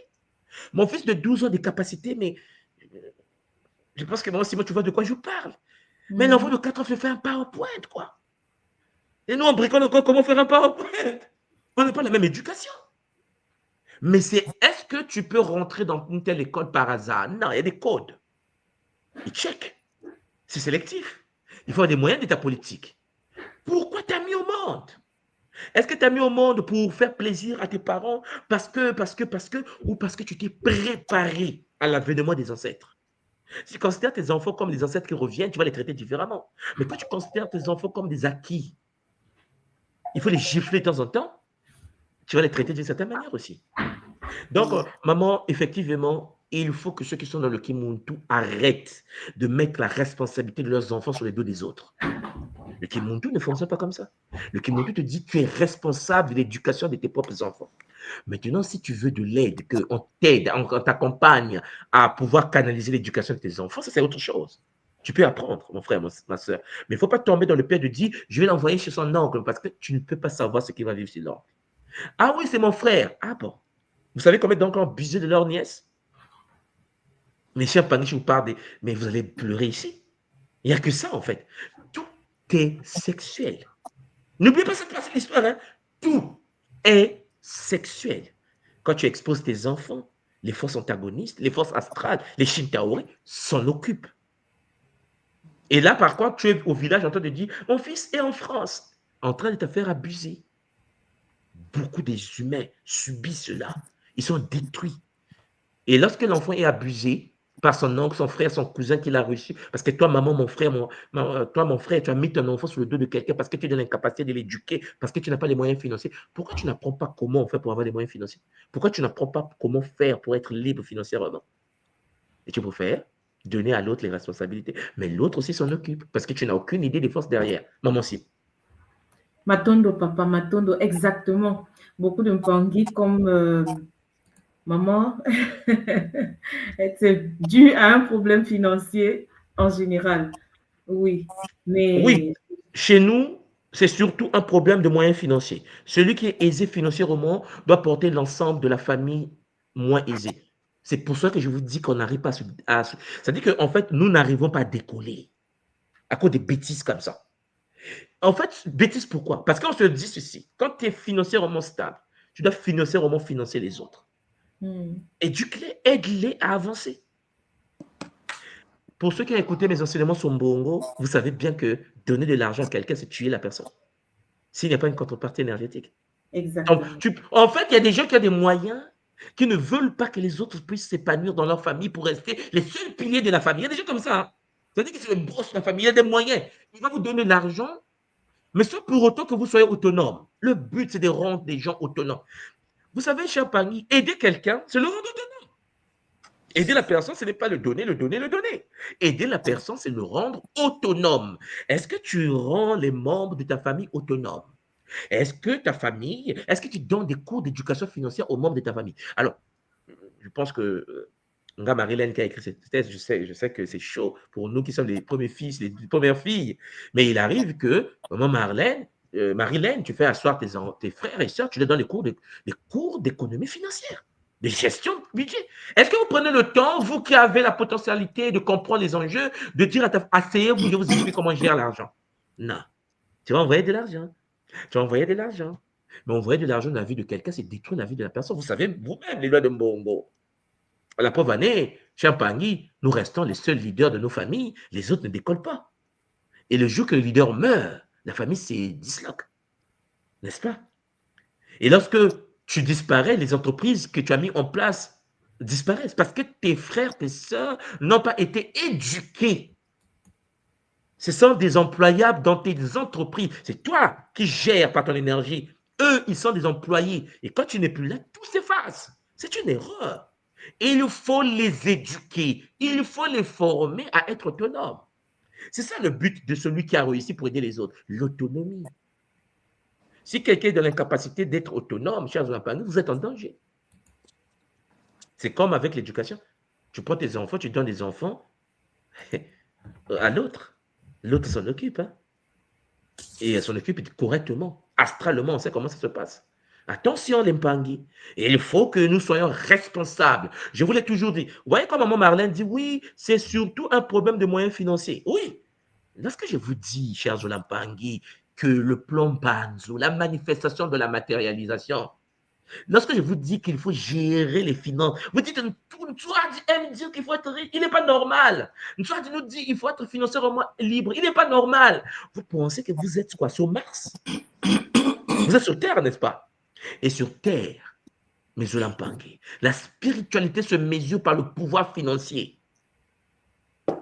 C'est pour cela que nos enfants sont abusés. Parce que vous pensez que ton enfant est abusé parce que tu n'as pas de moyens. Tu vois ça?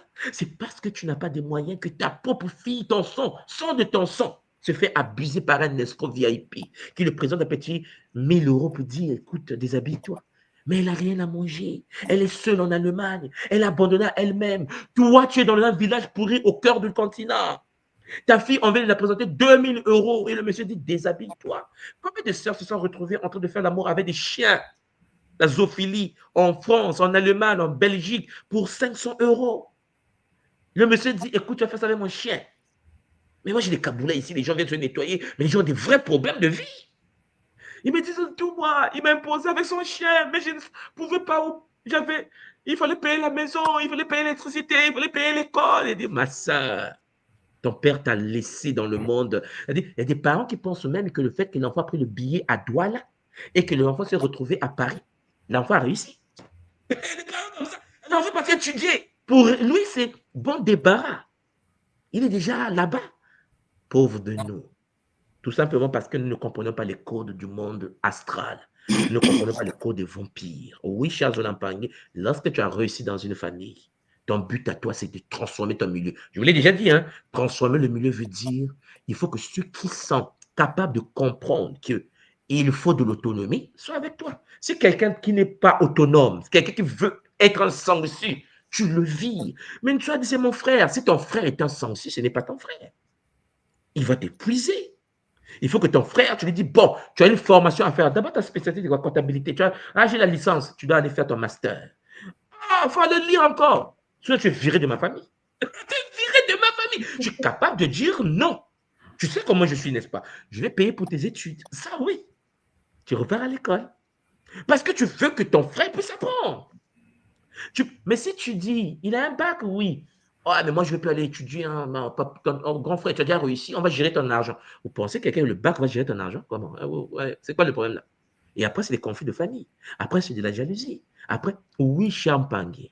En tant que fils aîné ou fille aînée, Nga Marilène, tu arrives, tu vois tes frères là, tu prends un livre, tu dis, vous devez lire ce livre. Et puis, on fait un résumé de texte. Sinon, venez pas chez moi. Quand vous venez me voir, c'est pour me dire, grand frère, résumé des textes, je vais dire, chapitre numéro 1, oui, mais je ne suis pas avec toi, on est des gamers. Je suis gamer, vous devez lire ce livre si vous voulez être, vous venez chez moi pour faire le résumé des textes seulement. Ils vont faire le résumé des textes, et puis s'ils veulent que je leur donne quelque chose, mais je veux le résumé des textes. Je mets une certaine forme de pression, du chantage, oui, vous devez lire. Parce que Champagne, à un moment donné, nous lâchons prise, nous disons que non, on va les aider. Chers Zolampangui, jusqu'à quand? Et puis nous sommes étonnés qu'une fois que tu meurs, tout s'écroule derrière toi, puisque tu n'as pas pris le temps de comprendre que tu es immortel. Et quand tu es le leader de ta famille et que tu vas mourir, ça détruit toute une famille. Hein. Derrière toi, il y a des dégâts. Derrière toi, c'est tes enfants dans la rue, tes biens sont accaparés, ta famille devient des monstres. Parce qu'ils n'ont pas été éduqués quand tu étais là. Il faut les éduquer. Donc, maman Simon, c'est un grand sujet très, très complexe, mais vous devez savoir dire non.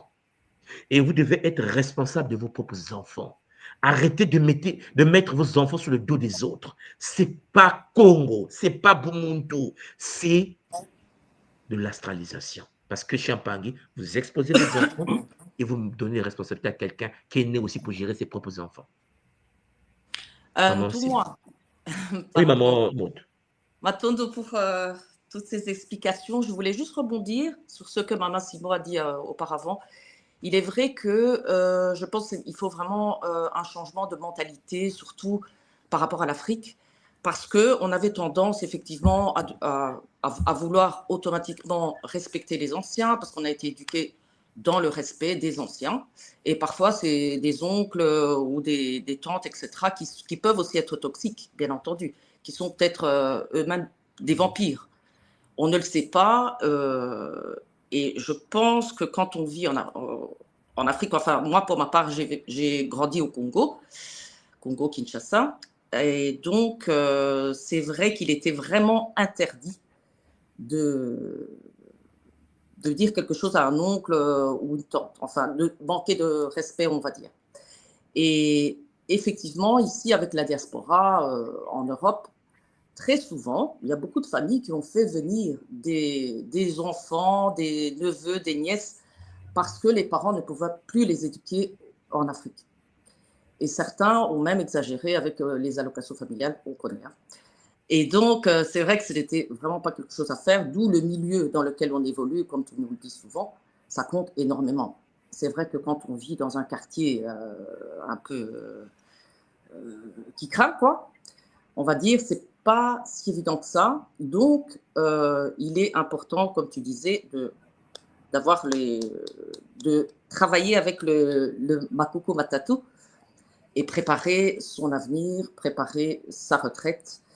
Et donc, je voulais aussi rebondir sur les oreilles poubelles, parce que j'en ai moi-même fait l'expérience. Il est vrai que j'avais tendance parfois à trop écouter les amis. Parfois, on croit que ce sont des amis, mais ce ne le sont pas du tout. Les gens sont jaloux, envieux, et donc on se retrouve finalement à encaisser. On est comme des éponges, on encaisse, et finalement, on ne se rend pas compte qu'on est vraiment vampirisé à un moment donné. Donc, voilà, je voulais tout simplement rebondir là-dessus. Et comment faire pour se protéger de cela? Est-ce qu'il y a un soin que l'école peut proposer? Oui, effectivement, il y a des protocoles, il y a des soins totems, il y a des boucliers Kimbazi que l'on peut avoir pour te permettre de ne pas être victime des amis poubelles, hein. C'est-à-dire que Mhm. tu te détaches de cela, couper des liens énergétiques. Oui, maman. Je vais en parler dans des séries qui arrivent. Vous allez voir, il y a beaucoup de choses que je veux parler. On va parler des Gataki, on va revenir sur des soins. Mais j'aimerais rebondir au moment Maud, ce que tu viens de dire sur la famille. Et donc, les Mhm. parents qui sont partis en Belgique ou en France vont chercher à prendre les enfants des autres qui sont restés en Afrique parce qu'ils se disent que là-bas, ils ne sont pas bien éduqués, il y a un dérapage, donc il faut les amener à Bruxelles pour bien les éduquer. Et une fois à Bruxelles, nous connaissons la suite. Parce que souvent, lorsque l'autre amène tes enfants en Occident et que les enfants sont déclarés, il y a les allocations familiales que lui, il va gagner. Et l'enfant, parfois, l'éducation de l'enfant, il s'en fout puisqu'il passe tout son temps à travailler. Vous avez constaté que nos parents, nos familles dans les pays en Occident passent tout leur temps. Le matin, ils sont au boulot, ils rentrent à 22h, ils ont 3-4 boulots. Les enfants restent devant l'écran de télé. Je pense pas que ça, c'est de l'éducation. Donc, en gros, on les enlève dans la boue, comme on dit, hein, ils fuient la pluie, ils tombent dans l'océan. Parce Oui. que je pense que vous avez constaté par vous-même que la majorité des enfants, et je vais le dire puisqu'on est passé par là, la majorité des enfants africains qui ont grandi en Occident, je dis bien, c'est-à-dire que les enfants qui sont nés parfois en Occident ou qui ont grandi en Occident ont des déficits que ceux qui ont grandi en Afrique n'ont pas. Lorsque vous allez à l'université, moi je me souviens quand je suis arrivé à l'université en France, on avait des amis africains grandis en France, ceux qui sont nés en France, parce que nous sommes partis chercher des doctorats, des PhD en physique, en économie, la finance de marché, analyse de risque, et les gens étaient incapables de valider une licence. Moi, je me posais la question, mais tu es né ici, n'est-ce pas, oui? Tu as des parents ici, n'est-ce pas, oui? Pourquoi tu as échoué? Mais c'est quoi ton problème? Mais il y avait des amis qui venaient du Cameroun, nos majors de promotion. Quelqu'un vient de Douala, il est fâché avec la. Quand il arrive en France, il est major de promotion, quoi. Et pourtant, celui qui est né sur le terrain n'arrive pas à valider. C'est très difficile de voir les enfants qui ont grandi sur le territoire occidental, sauf si vous avez des parents qui canalisent les enfants. Ça demande des parents très intelligents en Occident pour que les enfants s'en sortent. Vous voyez la différence? Et pourtant, on nous a fait comprendre qu'une fois que tu es en Occident, tes enfants vont réussir automatiquement. Et si vous vérifiez la majorité des Noirs en Europe, que ce soit en Allemagne, que ce soit en France, que ce soit en Italie, qui ont fini leurs études universitaires, ce sont ceux qui sont venus directement d'Afrique. Grand, la majorité. Tu viens, tu as déjà grandi, tu as une licence, tu arrives, et puis il est déjà structuré, il sait ce qu'il veut. La majorité de nos amis qui sont nés sur le terrain ont du mal à finir la vie, ont du mal à maîtriser le game, ont des problèmes de finances. La preuve en est, lorsque nous finissons les études, peut-être que les jeunes ne se rendent pas compte, nous rentrons chez nous. Beaucoup des Africains qui finissent les études en Occident rentrent chez eux. Et nous avons des postes de responsabilité. C'est-à-dire qu'en fait, vous savez, il y a le mythe qui dit que non, l'Africain, il ne veut pas rentrer chez lui. C'est faux, hein? C'est faux. C'est-à-dire qu'en fait, nous allons atteindre 1 milliard, 2 milliards de personnes sur le continent. D'ici 2050, là-bas, la majorité des intellectuels africains qui finissent en Afrique, en Occident, en Asie, rentrent chez eux. Et quand vous rentrez aujourd'hui au Congo, dans mon petit pays, le Congo, quand vous partez à Kinshasa, maman, les postes de responsabilité, qui sont des jeunes, 40 ans, 35 ans, des postes de responsabilité. Les ministres à Kinshasa, les ministres au Gabon, les ministres, la majorité des hommes d'affaires de chez nous, c'est des jeunes qui ont étudié en Occident. Et ils sont repartis chez eux. Il est vrai qu'on avait tendance à nous faire croire qu'au Congo, par exemple, on ne pouvait pas avoir des diplômes valables. Quelqu'un qui arrivait du Congo avec un certain diplôme devait évidemment faire des équivalences pour se mettre plus ou moins à niveau, que ce soit au Luxembourg, en Belgique, en France. Donc, c'est pas si évident, mais à l'heure actuelle, je constate que la tendance est en train de s'inverser. Non, ils Parce s'en que je sortent. connais même des jeunes de Hum. Bruxelles, j'ai un jeune comme ça de Bruxelles qui me disait, mais non, moi je veux faire une partie de mes études à l'ULB par exemple, donc à Bruxelles, l'Université Université libre libre de Bruxelles. de Bruxelles, mais il n'avait pas envie de terminer tout le cursus en fait, tout son doctorat ou que sais-je. Il avait vraiment envie de faire les 2 dernières années à Lubumbashi ou à Kinshasa. Parce qu'il me disait, non, moi je veux vraiment avoir une empreinte du pays, voilà. Mais Et je bien trouve ça pas sûr, mal. maman. Je trouve ça Mais extraordinaire. attendez, les députés de chez nous, ce sont des jeunes qui sont partis étudier, qui sont revenus. En fait, les gens ont une mauvaise vision de l'Afrique. Les gens pensent qu'en Afrique, il n'y a que des vieux. Mm. Non. Les gens comme Maman Simou, qui sont des ingénieurs, et elle a son entreprise. Elle a des entreprises au Cameroun. C'est-à-dire qu'elle a étudié, elle est partie, elle a créé son entreprise chez elle. C'est ça que beaucoup ne comprennent pas. Mais c'est dû au fait qu'il y a une certaine forme d'éducation que l'on reçoit en Afrique qui fait que quand tu sortes, tu sais ce que tu veux. La majorité des nôtres, quand nous sortons, nous savons ce que nous voulons. Et, chers Olampangui, la famille est d'une importance capitale. Un enfant qui grandit dans une famille équilibrée sera équilibré. Vous voyez ce que je suis en train de dire?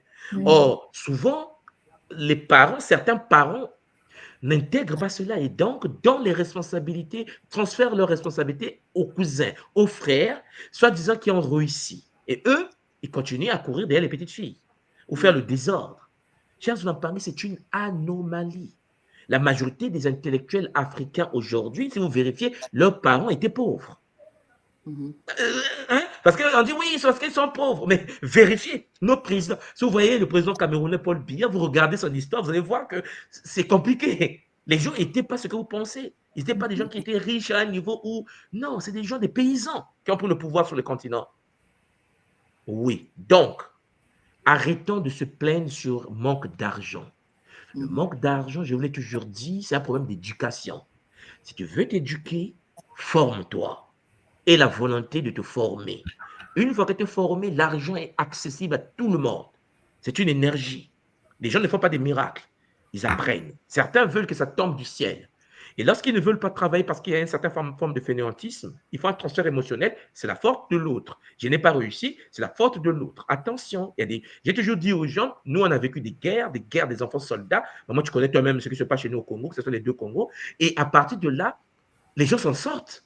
Donc, quelqu'un qui est né à Paris, grandi à Paris, et qui me dit oui, c'est trop dur. Je dis, mais tu as un problème, je suis né au Congo. Donc, si moi je suis né au Cameroun et que je viens chez toi, j'ai un PhD et j'enseigne à l'université et que j'ai une entreprise et que je suis diplomate et que toi tu es né, il n'y a pas de guerre, il n'y a rien. C'est un problème parce que maman pensait que vivre en France seulement, c'est une réussite. C'est faux. Il y a des gens qui pensent que vivre en Allemagne seulement, c'est une réussite. Ah non, il est à Berlin, il a réussi. Non, l'éducation. Et l'éducation coûte cher. Vous pensez que les élites occidentales vont vous donner leur éducation? Non, non. Vous comprenez qu'en gros, tu vis dans un banlieue, les bannis de la société, hein, et on te donne une éducation du quartier pour te canaliser quelque part dans un quartier donné. Tu as gagné le SMIC, 4 000 € par mois, et tu penses que tu as réussi. C'est une anomalie. C'est pour cela que la sorcellerie, les vampires, ce n'est pas un problème seulement d'initier. C'est aussi le fait d'abandonner l'éducation de ses enfants. Et penser que le fait de les envoyer chez l'un qui vit à Paris, c'est une réussite. Mais si vous savez ce que vos enfants vivent de l'autre côté, vous serez choqués. C'est ça ce que j'essaie de vous dire. Devenons responsables de nos actes. Prenez le temps de canaliser les nôtres. Si tu ne peux pas gérer un enfant, ne mets pas au monde encore. Prépare cela. Prépare-toi, ma soeur. Il y a des femmes qui n'ont pas cette partie féminine-là. Voilà, côté maternel, où l'enfant pleure la nuit, elle ne se réveille pas. Ce n'est pas son problème. Mais elle a mis au monde quand même. C'est toxique. Ça se prépare. Tout se prépare. Et des boucliers, faites-vous initier. Et des moyens avant de tomber enceinte. Avant de penser enfant. Sinon, vous serez comme des parents que je connais à Paris qui vont prendre le SMIC pour construire leur petite maison en Afrique pour traumatiser les villageois. Les enfants subissent la méiose à la maison. C'est ça que vous devez savoir. Maman Maud, lorsqu'on est en Occident et qu'on a un enfant comme les nôtres, parce que je voulais te dire, nous sommes faits de neuromélanine et notre structure bioénergétique fait qu'on a beaucoup d'énergie. Et dans le système occidental, souvent notre énergie est considérée comme TDAH. Beaucoup de nos Oui. enfants ne sont pas malades, mais puisque le système a décidé qu'un enfant à potentialité comme ça est malade, vous voyez le danger. Il s'avère que si tu prends un enfant qui a beaucoup d'énergie et que tu le mets dans le sport, lecture, arts martiaux et tout, l'enfant n'est pas malade.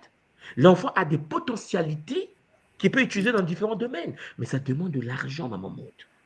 Oui. Mets ton fils au tennis, mets ton fils au natation, mets ton fils au karaté, mets ton fils au taekwondo. Chaque sport, c'est ça. Mais attends, tu as mis au monde, tu as pensé à ça? Non. Et après, nous subissons les dégâts. Champangui, préparez les choses. C'est le conseil d'aujourd'hui. Préparez les choses avant de les faire. Prenez le temps de stabiliser votre existence avant de faire descendre les ancêtres. Vous ne pouvez pas pendre les enfants parce que l'autre va s'en occuper. Maman Maud, quand tu arrives à Kinshasa, quand tu arrives à Brazzaville, regarde nos garderies, maman Ximo. Ouais. Regarde nos garderies avec des garderies d'enfants avec des éponges, avec de la saleté, il y a des asticots à côté. Mais regardez comment. Mais regardez les garderies chez nous. Toi, tu vas tomber enceinte, tu vas dire oui, je vais mettre au monde, mais tu vas le mettre dans quelle garderie? La garderie des asticots. Même les écoles, papa, les écoles sont de quelle qualité? Il faut bien comprendre que nous avons un problème à résoudre. Et c'est une opportunité quand tu veux résoudre un problème. Ce qui veut dire que celui qui veut construire une vie, celui qui va avoir son épouse, celui qui veut avoir ses enfants, doit se dire, qu'est-ce qu'ils vont devenir demain? Est-ce que j'ai des moyens pour les mettre dans un milieu donné? Est-ce que je peux les éduquer à un certain niveau? Ouais, ce sont les questions qu'il faut se poser. Et non pas mettre au monde seulement. Oui, maman Simon. Il y a un phénomène que je voulais souligner, papa. C'est un phénomène qui a eu lieu dans les 10 dernières années. Actuellement, ça a un peu baissé, mais c'était vraiment très récurrent. Un enfant qui est né en Afrique et qui a grandi jusque 7, 8, 9, 10 ans en Afrique. Il a déjà un certain background, il a une éducation, il est né dans un contexte avec un mindset, avec un paradigme bien donné. On le transfère dans un nouveau paradigme en Europe, où en Europe, on lui dit qu'il est libre, il a cette liberté, tu vois. Et quand il arrive ici, c'est un autre contexte. Les enfants sont complètement déroutés. Soit ils se rebellent contre la famille qui les a reçus, parce que soi-disant, ils sont maltraités et on leur dit à l'école qu'ils sont supposés être libres. Ils ont une liberté d'expression. Ce qui est mal utilisé, beaucoup d'enfants se sont retrouvés en famille d'accueil parce qu'ils ont été retirés. Beaucoup d'enfants qui arrivent, qui partent de l'Afrique aussi et qui arrivent ici, ils se retrouvent dans un système qui n'est pas le système qu'ils ont connu à l'école primaire. Peut-être qu'ils étaient en 6e, 5e quand ils arrivent ici. C'est tout un autre système. Et on les oriente aussi vers une classe parce que, par exemple, en Allemagne, il y a 3 niveaux. Il y a un collège qui va éduquer les enfants et tu vas apprendre après à un certain niveau, on va vous séparer, on va diviser, on va te dire, toi, non, tu n'as pas le niveau nécessaire pour aller au lycée. Tu vas aller faire d'abord 2 ans de prépa avant d'aller au lycée. Mais toi, tu ne peux même pas aller au lycée. Tu vas aller juste apprendre un métier. Beaucoup, presque 90-99% des enfants qui arrivent de l'Afrique et qui entrent ici au lycée se retrouvent à apprendre un métier. Ils ne peuvent même pas aller au lycée. Donc, ils ne peuvent pas, difficilement, ils pourront faire des études supérieures. Tu vois, c'est un contexte, un paradigme en fait. Tu ne peux pas sortir un enfant d'un certain paradigme et le mettre dans un autre sans le préparer. Et c'est un problème qui a vraiment sévi et beaucoup d'enfants mélanodermes, par exemple africains, se retrouvent ici en Allemagne dans des familles d'accueil, dans des centres sociaux parce qu'on les a sortis de leur milieu africain. Wow. Oui, mais c'est pour cela que les gens doivent prendre conscience de ce qu'ils veulent faire, de ce qu'ils vont faire. Parce que s'ils ne savent pas, chers Olampang, pourquoi ils ont mis au monde, s'ils ne savent pas qu'ils sont dans une guerre, je ne dis pas qu'il ne faut pas mettre au monde. Je dis qu'il faut préparer cela. Maman Simon, ok? Il faut le préparer. Parce que ton enfant, tu peux l'amener là où tu veux sur la terre. Quand le système veut broyer ton enfant, il va le broyer. Voilà, c'est un problème de moyens, c'est un problème de milieu. Et les parents doivent savoir qu'il faut les préparer. C'est ça, en fait, le dilemme que nous avons aujourd'hui. Par des boucliers. Parce que ton enfant peut aller à l'école. Mais maman Simon, au Japon, vous savez que au Japon, par exemple, il y a un système d'abord japonais entre eux. Lorsque tu es né à Kyoto et que tu veux venir vivre à Tokyo, c'est grave pour toi. Parce qu'en effet, les enfants japonais grandissent dans leurs écoles. De l'école primaire à l'université, ils se connaissent. C'est les mêmes enfants. Donc, toi, un japonais qui vient d'une autre ville, tu arrives dans ce milieu-là, c'est comme un intrus. On ne peut pas t'accepter. Et d'où les injures, ils ont des injures toxiques au Japon où ça pousse l'enfant au suicide. Ils ont l'harcèlement électronique chez eux. Donc l'enfant se suicide. Le taux de suicide au Japon est très élevé au niveau des écoles, lycées, collèges, les universités. Toi, tu es africain. Tu ne veux pas ranger chez toi. Tu ne veux pas construire chez toi. Tu ne veux pas améliorer chez toi. Mais tu veux aller penser que chez les autres, c'est mieux. La suite, nous connaissons les enfants qui vont aller, ils vont rentrer dans le milieu japonais, ils vont rentrer dans le milieu allemand, ils vont rentrer dans le milieu, mais ils n'ont plus d'attache avec le continent. Exact. L'enfant n'a plus d'attache. Tu vas dire à un enfant qui a grandi en Allemagne, va vivre à Douala. Maintenant, imaginons un instant qu'une personne comme Ngassimo qui a évolué en Allemagne et qui est ingénieur, qui repart au Cameroun, qui construit des structures adaptées pour que les enfants puissent avoir un standard d'éducation. Mais c'est ça le but de notre existence. Notre but à nous, c'est d'améliorer aussi là où nous sommes nés, là où nous sommes incarnés. C'est ça que je vous dis tous les jours. Parce que les enfants qui sont là-bas, tout le monde ne pourra pas sortir. Mais ceux qui sortent, et je vous l'assure à 100%, ne sont pas équilibrés. Ceux qui sont nés à l'étranger ne sont pas tous équilibrés. Je vous assure, il y a des déficits. C'est compliqué. La non-maîtrise de la langue du terrain, la discrimination dans le pays d'accueil. Ah, nous savons ce qui se passe. Le fait que l'enfant a grandi dans un milieu parfois où l'enseignant est raciste. Vous avez déjà vu un enseignant raciste face à un enfant? L'enfant est désintégré. Mais l'enfant n'a plus de pied en Afrique ni de pied en Europe parce qu'on ne conçoit pas allemand, en fait. Maman Simon.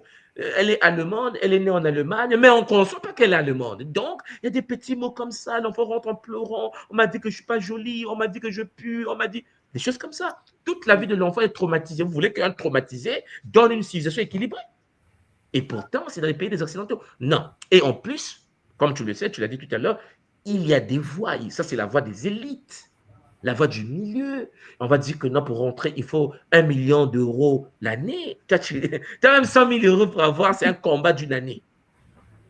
Donc, déjà, le système est fait de sorte que ton enfant n'aura pas accès aux connaissances du système. Et donc, il va rester un simple employable. Ah, il est bon en mathématiques. Ah, mon enfant est majeur. Il va se retrouver dans une banque à travailler pour celui qui a un petit... voilà, pour l'autre. Il faut des boucliers, mais il faut arranger chez nous, maman Maude. Oui. Il faut vraiment, si vous n'êtes pas enseignant, mettez vos moyens en place pour que les enseignants travaillent. Il faut d'une éducation. Et puis, l'éducation privée chez nous n'est pas interdite. Vous savez ça, hein? Quand tu arrives à Kinshasa, tu veux ouvrir ton école, tu l'ouvres. Quand tu arrives au Cameroun, tu veux ouvrir ton école, tu l'ouvres. Mais nous ne comprenons pas que c'est l'éducation, seulement l'éducation qui va libérer notre peuple. Ce n'est pas de notre faute. Nous ne sommes pas éduqués. Et quand quelqu'un n'est pas éduqué, qui rencontre un Allemand éduqué, moi, si moi tu connais, c'est quoi un Allemand éduqué? Ouais. Il te regarde avec, il t'a dit que il te voit comme une fourmi. Monsieur Pangui, vous n'avez jamais vu un Japonais éduqué. Un Japonais éduqué te voit comme un déchet. Un Japonais déjà voit un Chinois comme un déchet. Donc quand il voit un Noir, il dit... Bon. Il dit comment il va parler avec toi? Parce qu'il est éduqué. Certains me disent, mais tout le monde, comment tu dis ça éduqué? Ils sont éduqués. Ouais. Et quand tu es avec eux, tu comprends qu'en fait, tu as des déficits. Oui, il y a des classes sociales, ça c'est clair. Oui, Aujourd'hui, on n'en parle pas en Europe, il y a des classes sociales, c'est clair, c'est bien défini. Oui. Tu dis, c'est pas possible, mais attends, mais j'ai étudié, j'ai un PhD, mais en fait, je suis bête. J'ai des lacunes, j'ai des difficultés. Oui, parce que tu croises un Japonais éduqué. Maman Simon, il est assis, même son regard n'est pas un regard normal. Je dis, oh, mais en fait, nous, on est quoi exactement? Non, nous sommes des bébés. Bon, il ne peut pas tous nous tuer, donc... Bon, apprenez-les à lire et écrire, ok? C'est bon? Il peut lire et écrire, ouais, c'est bon. Mais on n'a pas conscience que les autres s'organisent. Ça demande donc une certaine forme d'organisation chez nous. Ça ne sera pas facile. Certains me disent, oui, tout moi, quand tu fais ça, tu es attaqué par les... Mais je vous l'ai déjà dit, ça ne sera pas facile. Il y aura des gens qui vont ne pas vouloir qu'ils soient éduqués. Il y aura des gens qui vont détester le fait que tu parles d'éducation dans ton propre pays. Mais il faut que tu puisses avoir une posture sociale. C'est ça, en fait.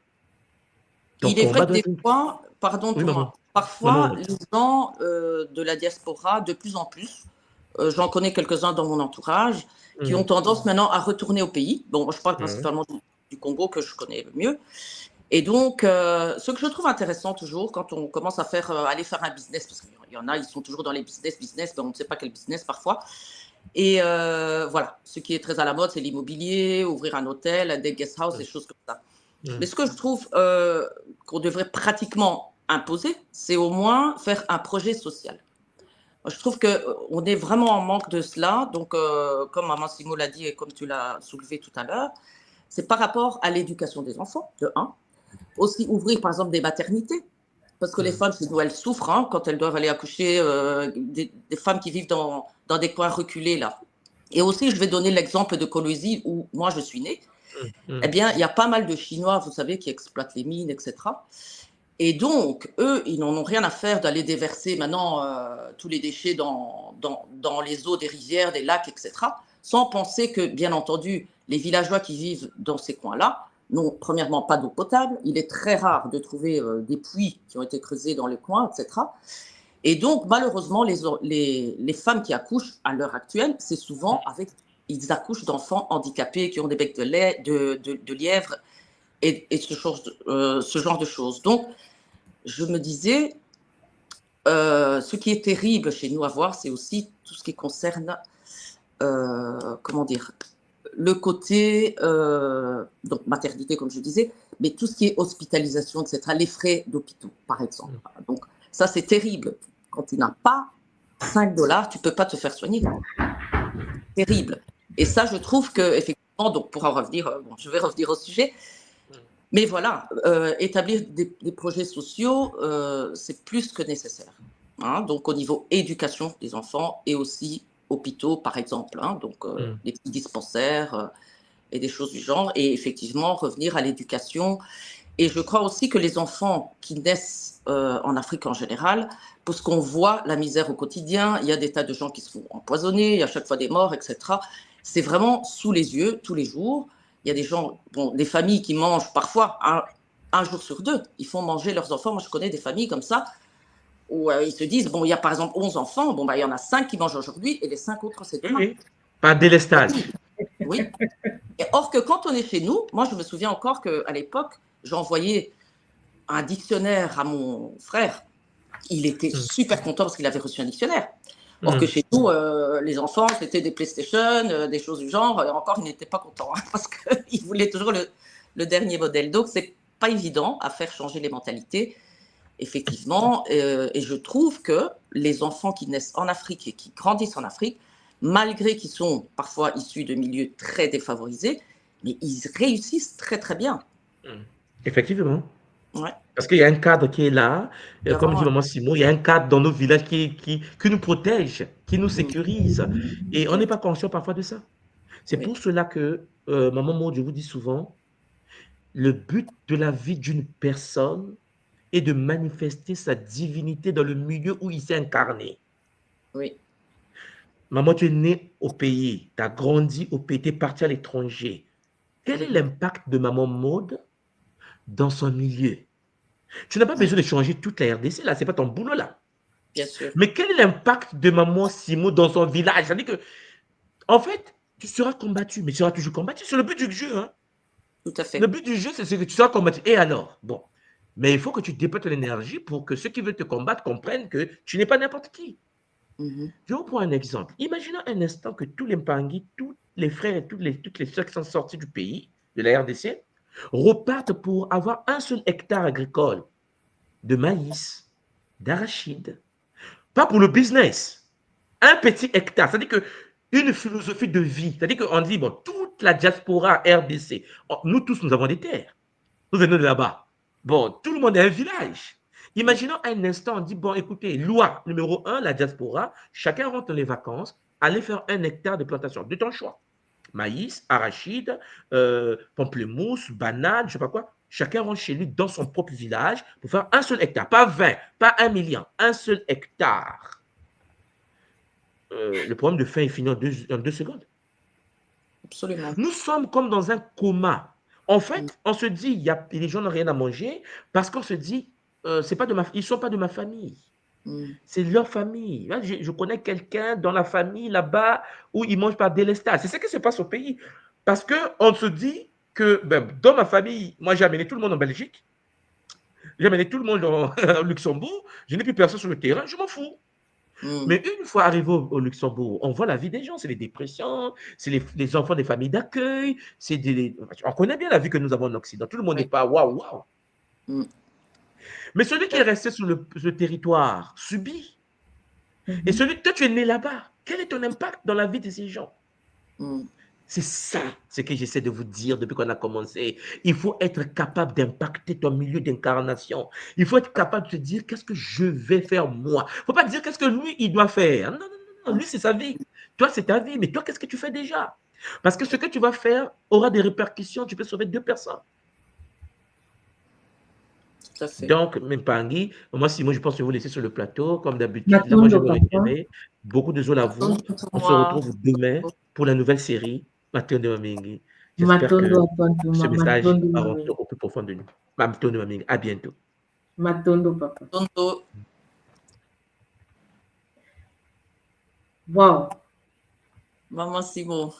Oui, à ça bouge énormément parce que c'est un sujet tellement complexe et je crois que ça touche nous tous, nous tous, surtout tous les mélanodermes, tous ceux qui sont venus du continent.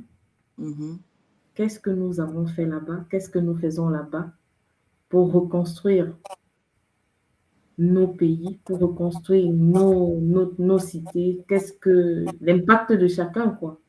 Oui. Et là, c'est important parce que nous sommes responsables aussi de ce qui se passe là-bas. Et ça fait réfléchir énormément, maman. Il est vrai que, comme dit Ntouma, on n'est pas toujours obligé de retourner à l'endroit même où nous sommes nés. Bon, idéalement, c'est cela parce qu'il semblerait que l'endroit où nous sommes nés, nous avons une mission. C'est là qu'on doit faire notre mission. Maintenant, il est vrai qu'il y a beaucoup de gens de la diaspora, bon, pour des raisons X, Y, hein, donc je comprends bien que ce n'est pas toujours évident de se dire du jour au lendemain, bon, ben, je quitte l'Europe, je retourne en Afrique. Bon. Mais si on pouvait déjà commencer petit à petit, ne fût-ce qu'aller tous les 2 ans, aller dans tel pays, on n'est pas spécialement obligé de retourner dans notre pays d'origine, mais mettre une pierre à l'édifice. Par exemple, quelqu'un du Congo peut très bien aller au Sénégal ou au Cameroun ou au Côte d'Ivoire. Justement, maman, je connais beaucoup de Camerounais qui sont installés actuellement en Côte d'Ivoire. J'en connais aussi beaucoup qui sont installés au Sénégal. J'en connais qui sont en train de s'installer en République centrafricaine et même au Congo. Je crois que là, nous n'avons pas, puisque nous sommes un même peuple, là, il n'y a pas de problème. S'il n'y a pas de... L'objectif, c'est de faire quelque chose, de bouger. Tout à tu fait. vois, c'est d'abord entrer, se mettre en mouvement. Oui.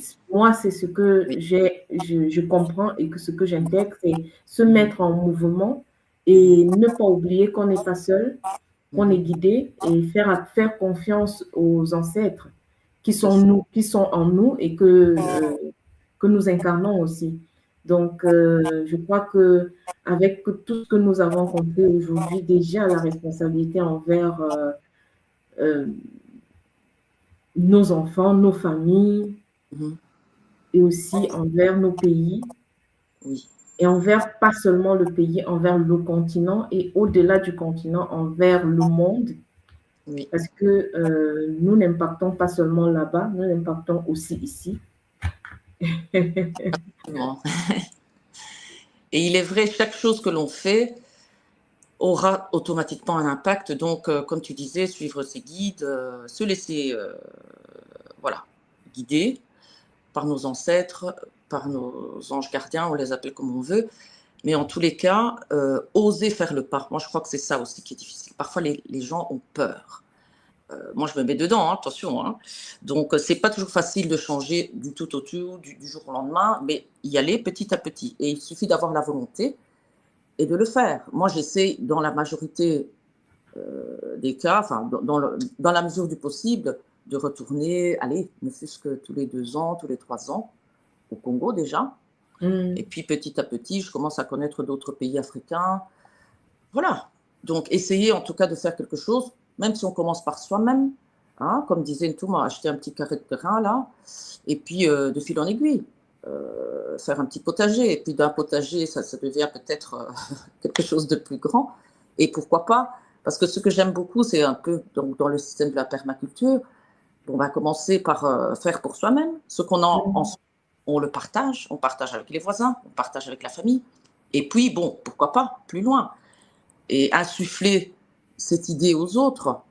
Finalement, si on a un peu de sous, bon, bah, pourquoi pas faire creuser un puits, hein, donc là où c'est vraiment nécessaire. Moi, j'aime beaucoup cette idée d'aider vraiment les gens, mais par rapport à des besoins essentiels comme avec l'eau.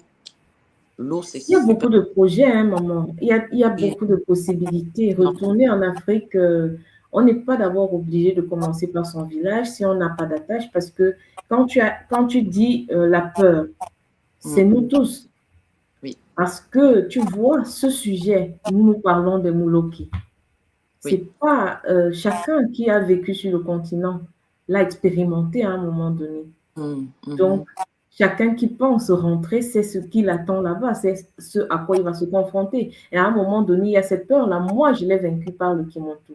C'est le Kimontu qui m'a permis de pouvoir me lever et d'aller en Afrique et de pouvoir faire ce que je fais et en étant confiante. Parce qu'aujourd'hui, je sais qui je suis, je sais avec les guides avec lesquels je travaille. Les guides que l'école, tout ce que l'école met à notre disposition de pouvoir se mouvoir partout où on est de manière calme, aisée, posée, de pouvoir faire les choses sans toutefois avoir cette peur-là que tu dis, maman. C'est normal. Donc, pouvoir soi-même mettre ses boucliers, pouvoir activer et déployer son énergie, c'est important. C'est important. C'est pour ça que aujourd'hui, je comprends tous ceux qui ont besoin de pouvoir savoir comment devenir indépendant. C'est important de se rapprocher de l'école. Et il y a le côté Mbongoma. Tout à fait. Cette année, l'école a commencé à ouvrir les cours économie de conscience. Et en septembre, il y aura le cours sur Kimvwama, le magnétisme monétaire. C'est pas quelque chose, en fait, il faut avoir cette connaissance. Il faut pouvoir toucher à cette énergie. Et tu vois, beaucoup de chez nous souffrent parce que, justement, ça manque. Il y a quelques-uns qui arrivent à sortir de la tête de l'eau et très souvent avec des mauvaises alliances. Pourtant, cette énergie, cette connaissance est à notre disposition. Tout à fait, maman. C'est vrai que moi aussi, depuis que j'ai connu l'école, je me suis sentie beaucoup plus sereine. Avant, j'avais tendance à douter de moi, etc. Mais maintenant, ça ne m'arrive plus, ou pratiquement plus. Hein, parce qu'on apprend beaucoup. Et ce que j'ai beaucoup aimé aussi, c'est, comment dire, la capacité qu'on a à finalement approcher tous les ngas qui existent dans l'école Kimontu. Donc, je trouve ça extraordinaire parce que je me souviens encore au tout début que l'école avait commencé, il y a quelques années, donc plus de 10 ans. Il est vrai qu'il n'y avait que Ntouma. Et maintenant, ce que je trouve extraordinaire, c'est d'avoir cette possibilité de pouvoir approcher un gars, finalement, de son choix. Il suffit d'aller sur l'école, sur le site de l'école et choisir. Justement. Donc, on a cette chance inouïe maintenant. Les Mpangi de maintenant ont vraiment beaucoup de chance. Oui, la communauté de la tradition grandit et c'est plus facile parce que oui, avant le calendrier de Ntouma était très chargé, tout seul c'était chaud. Donc maintenant c'est facile.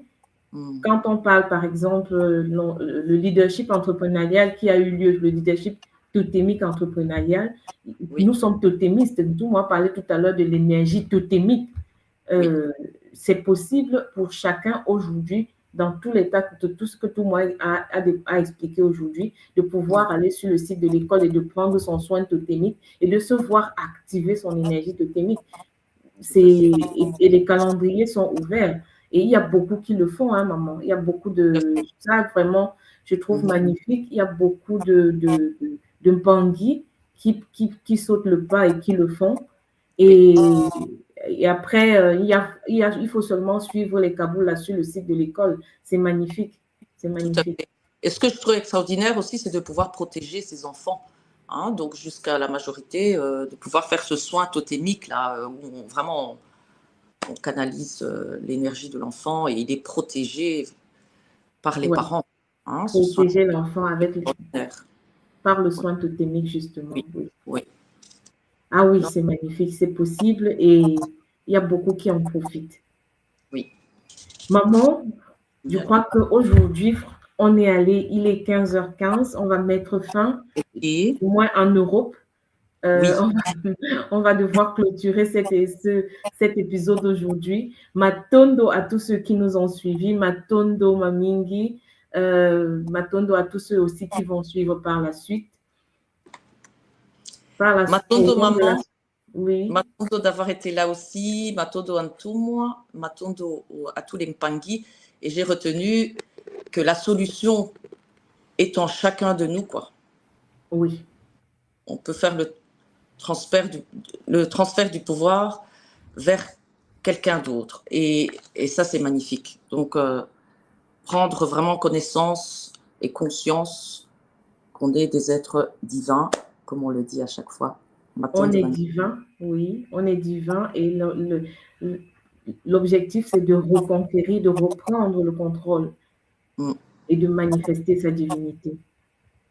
Maman, au nom de la source divine unique, nous allons clôturer. Matondo à Ntumwa Swati pour ces enseignements magnifiques qui nous transmutent, qui nous transforment et qui nous permettent de grandir et de pouvoir reconquérir justement notre divinité. Matondo à la source divine unique et à ses multiples incarnations. Zola Tulempongi, Zola. Matondo, Zola.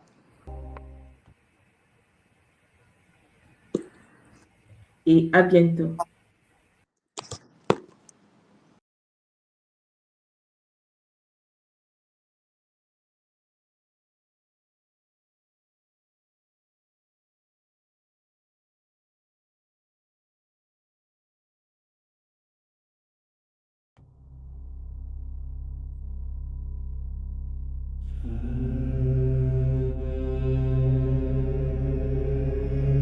Tu crois que la sorcellerie, c'est un mythe, un délire de vieux? Non.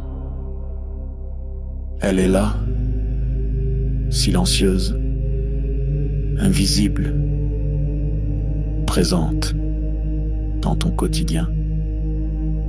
Ce que tu vis n'est peut-être pas le fruit du hasard.